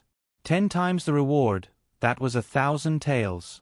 It would be a lie to say that he wasn't moved. But Gu Chengfeng was not perverted to the point of selling off someone from the Marquis Manor. He threw the money pouch on the table. I can't accept this order. And I promise you, no one in the capital can accept it. The bamboo hat man bared his teeth in melancholy. Is that so? Then that's really a pity. Can I ask why? This young master only steals things, not people. Goodbye. Gu Chengfeng said perfunctorily. He adjusted the mask on his face and left without looking back. After walking out of the thousand-sound pavilion, he stood in the cold wind and could not calm down for a long time. Was the financier Tang Ming? Tang Ming had taken a fancy to Gu Yen? Big Brother cut off Tang Ming's arm because of this? Young master. While Gu Chengfeng was deep in thought, a clerk from the thousand-sound pavilion walked out and said to him, "Just now, the pavilion master stopped another order and asked if you want to accept it. It's a calligraphy painting." This kind of work was not difficult for Gu Chengfeng. He was about to open his mouth to agree when he suddenly thought of something and fell silent. "Young master." The clerk looked at him in confusion. Gu Chengfeng said, "Forget it. I have something to do tonight. I won't accept the order." Clerk. Ah. Yes. Gu Chengfeng returned to the manor as quickly as possible. He stayed in his room without taking off his night clothes and occasionally looked out the window. However, after waiting for a long time, there was no movement. He rubbed his chin. Not coming. Or, a flash of lightning flashed through his mind. His expression turned cold. He put on his mask, opened the door, and walked out. In the dead of the night, the solemn general's manor was brightly lit. Tang Ming's arm had been cut off by Gu Chongqing. Tang Yueshan had called over the best medical officers in the military camp. The medical officers spent a Herculean effort to stop Tang Ming's bleeding. "What about the arm?" Tang Yueshan asked, his veins bulging. "Can my nephew's arm be reattached?" The medical officers looked at each other. Medical Officer Wu, who was the leader, said in shame, in response to Lord Tang's words, "Please forgive us for our shallow medical skills. We are unable to treat your nephew's arm." Tang Yueshan said with a sullen face, "Why can't you treat it? Don't your medical books say something about grafting flowers on a tree?" Medical Officer Wu said, "It is indeed recorded in the ancient books. Unfortunately, no one has ever succeeded. It is said that there is a precedent in the Yen Kingdom, but that is just a rumor." Tang Yueshan would never go to the Yen Kingdom for a rumor. Even if he was willing, the Yen Kingdom was far away. It would be too late by the time he got there. Just as Tang Yueshan was in a terrible fix, another medical officer surnamed Jiang said, "Lord Tang, I know a medical hall." Tang Yueshan said excitedly, "Tell me, who is it?" Medical Officer Jiang said, "I wonder if Lord Tang has heard of the Miracle Hall?" Tang Yueshan shook his head. "No." Medical Officer Jiang thought for a moment and said, "Then, have you heard of the bellows incident in the Ministry of Works?" Tang Yueshan said in a low voice, "I have heard a little about it. What does it have to do with the Miracle Hall?" Imperial Physician Jiang said, "My lord, you may not know this, but the Miracle Hands Hall was one of the medical centers that were recruited by the Imperial Court to treat injuries. The medical skills of the doctors in the Miracle Hands Hall are far superior to other medical centers, and they have treated the most critically ill patients. Even a craftsman who almost died was saved." Tang Yueshan said hurriedly, "Then go and invite them here." At night, the steward of the Tang Mansion came to the Miracle Hall. He entered the hall and shouted, "Call out the most skilled doctor here and ask him to come with me to the Marshal's mansion immediately." The most skilled doctor in the Miracle Hall was Gu Jiao. Unfortunately, Gu Jiao was not here today. If it was in the past, shopkeeper Wang would have asked Dr. Song to go to the Marshal's mansion. After all, they did not know who was the most skilled doctor. Dr. Song's medical skills were also very good. He was taught by Miss Gu. However, shopkeeper Wang could not stay calm when he heard the words, "Marshal's mansion." "May I ask, what illness is it?" he asked the steward. The steward did not hide it and said bluntly, "My young master's arm was cut off. Can it be cured?" Dr. Song could not cure it. Shopkeeper Wang was not sure if Miss Gu could cure it. After all, he had never seen Gu Jiao treat it. He hesitated for a moment and called Xiao Sanzi. "Go to Miss Gu's house." Xiao Sanzi went to buy Shui Ali. The person who opened the door for him was Gu Shaoshun. Shaoshun, is your sister here? Xiao Sanzi asked. Gu Shaoshun said, my sister is next door. Why are you looking for her? Xiao Sanzi nodded. And then I'll go next door to find her. Gu Jiao had just finished giving Gu Yen a drip. When she heard that Xiao Sanzi had come, she tidied up her things and tucked in Gu Yan's quilt. She put down the curtain and said, come in. Yes. Xiao Sanzi walked in. He did not look around or ask anything. He was very polite. Miss Gu, there is a guest in the clinic. He wants to ask you to go to the marshal's mansion. Can't Dr. Song go? Gu Jiao asked. Xiao Sanzi said embarrassedly, it's a patient from the marshal's mansion. I heard that his arm was cut off. Dr. Song does not know how to treat it. Gu Jiao's hand that was tidying up the curtain paused. Marshal's mansion? Which marshal's mansion? Xiao Sanzi said, there is only one marshal's mansion in the capital. It was the original Tang mansion. He looked around and whispered, Miss Gu, did you not hear the big news today? What news? Gu Jiao asked. Xiao Sanzi said, that something happened in the Tiger Mountain barracks. I heard that the nephew of the world's great marshal got into a fight with someone and was heavily injured. I didn't expect that his arm would be cut off. I don't know who is so daring. Who else could it be? Gu Jiao narrowed her eyes slightly. A dark light flashed in her eyes. Okay, I'll go. That's great. Then I'll wait for you in the carriage. Xiao Sanzi said with a smile and slipped out in a flash. Gu Jiao smiled evilly.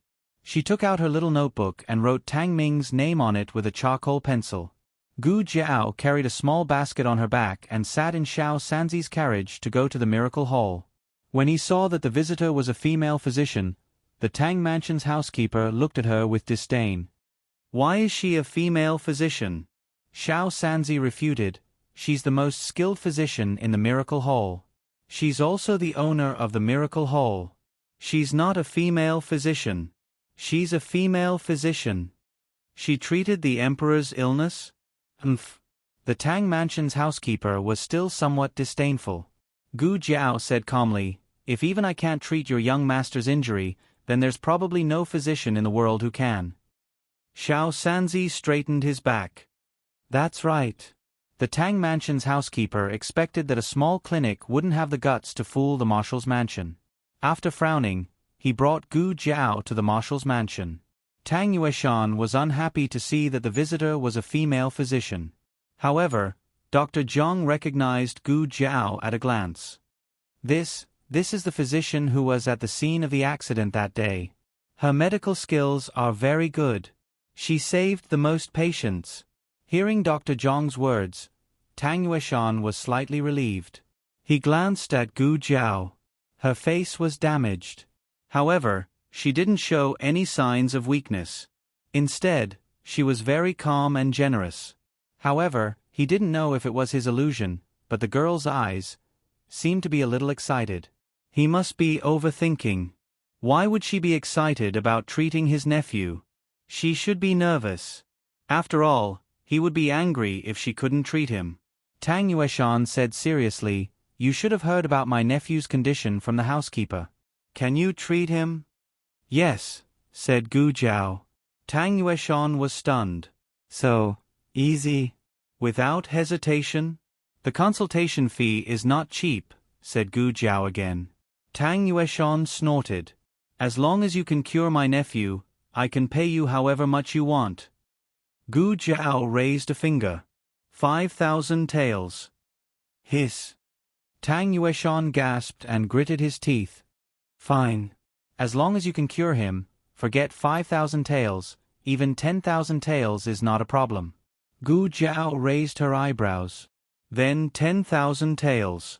Tang Yueshan looked deeply at Gu Jiao. Come with me. Tang Yueshan brought Gu Jiao to Tang Ming's courtyard. The marshal's mansion was bigger than Marquis Ding An's mansion. The route was complicated. If someone didn't lead the way, even Gu Jiao, a secret agent from her previous life, couldn't guarantee that she wouldn't get lost. Along the way, Gu Jiao looked around. Tang Yueshan thought she had never been to such a big mansion before and didn't say anything. As soon as they entered Tang Ming's room, the strong smell of blood hit their nostrils. Gu Jiao's expression didn't change. She went forward to examine Tang Ming's wound and said to Tang Yueshan, "I will operate on him in a while. You can wait outside." "No way," Tang Yueshan said coldly. "This marshal doesn't trust you. If you take advantage of this marshal's absence and do something to Ming, this marshal will regret it." This old man was quite cautious. Gu Jiao said, "Oh, as you wish." Tang Yueshan insisted on staying in the room. He saw Gu Jiao open a small medicine box and put on a pair of gloves for herself. She then took out a strange needle and inserted it into Tang Ming's arm. On the other end of the needle was a strange bottle of medicine. Gu Jiao began to stitch up Tang Ming's wound. The entire process was closely monitored by Tang Yueshan. Tang Yueshan wasn't like Gu Changfeng, an inexperienced youth. He had been on the battlefield, stepped on bones, and dug up meat from piles of corpses to eat. He could completely withstand this kind of bloody scene. However, Gu Jiao's calmness surprised Tang Yueshan. He had killed before, so he wasn't afraid. How could a girl be so calm? It couldn't be that she had killed before. The operation went smoothly. Can he still hold a sword in the future? Tang Yueshan asked. Gu Jiao said, "I don't know. I only treat injuries, not martial arts." Tang Yueshan didn't have much hope in his heart. It wasn't easy to reattach this arm. If he really couldn't hold a sword, it didn't matter. He still had another arm. If worst came to worst, he could practice with his left hand from now on. Tang Yueshan asked the housekeeper to withdraw some money from the accounts room to Gu Jiao. After Gu Jiao took the money, she immediately left the marshal's mansion. However, she didn't go back. Instead, she changed into a small black outfit and put on a beautiful peacock plume mask. She quietly sneaked back to the marshal's mansion. She had memorized the way to the marshal's mansion. Tang Ming, she was here. The moon was dark and the wind was strong. After an entire day of chaos, the marshal's mansion finally returned to its usual tranquility. Tang Ming's condition was stable. Tang Yueshan felt relieved and returned to his own courtyard, leaving 2 shadow guards to guard it. The 2 shadow guards solemnly stood guard outside Tang Ming's door. Suddenly, a small black figure descended from the sky. With a whoosh, an anesthetic needle in each hand pierced into the bodies of the 2 shadow guards. The shadow guards' bodies went limp and they fell to the ground. Gu Jiao pushed open the door and slowly walked in. A simple and elegant carriage passed over the cold door-sill. She came to Tang Ming's bedside and looked at him with interest, as if she was looking at a prey that was about to enter the net. The anesthetic Tang Ming had received during the operation was gradually wearing off. However, Gu Jiao had added some other things to it, so he shouldn't be able to move at this time. However, his sense of pain was more sensitive than ever. As expected, Tang Ming was starting to feel pain. The sword wounds on his body and the wound on his arm all fought to wake him up. He opened his eyes with cold sweat. Then, he saw a small ghostly figure in front of the bed. The small figure was wearing a peacock plume mask. There was a strange and frightening feeling to it. Tang Ming jumped in fright. "Someone," he shouted loudly. However, he realized that he could only make gurgling sounds from his throat. The corners of Gu Jiao's lips curled up. Oh, the effects of the drug were pretty good. Even his vocal cords were numb. The latest chapter of this book isn't finished yet. For more exciting content, please scan the QR code below to download the app. Novels are updated at a faster rate. Millions of novels can be read for free. Novels with connotations that can't be found online can be found here. https://www.zhhbqg.com/89642_896422826/112538262 HTML genius memorized this website's address in 1 second. www.zhhbqg.com Biku Gu mobile reading website, zhhbqg.com. You're tuning in to the Narrate and Escape YouTube channel. Don't forget to subscribe and join us on this journey to catch the most captivating stories.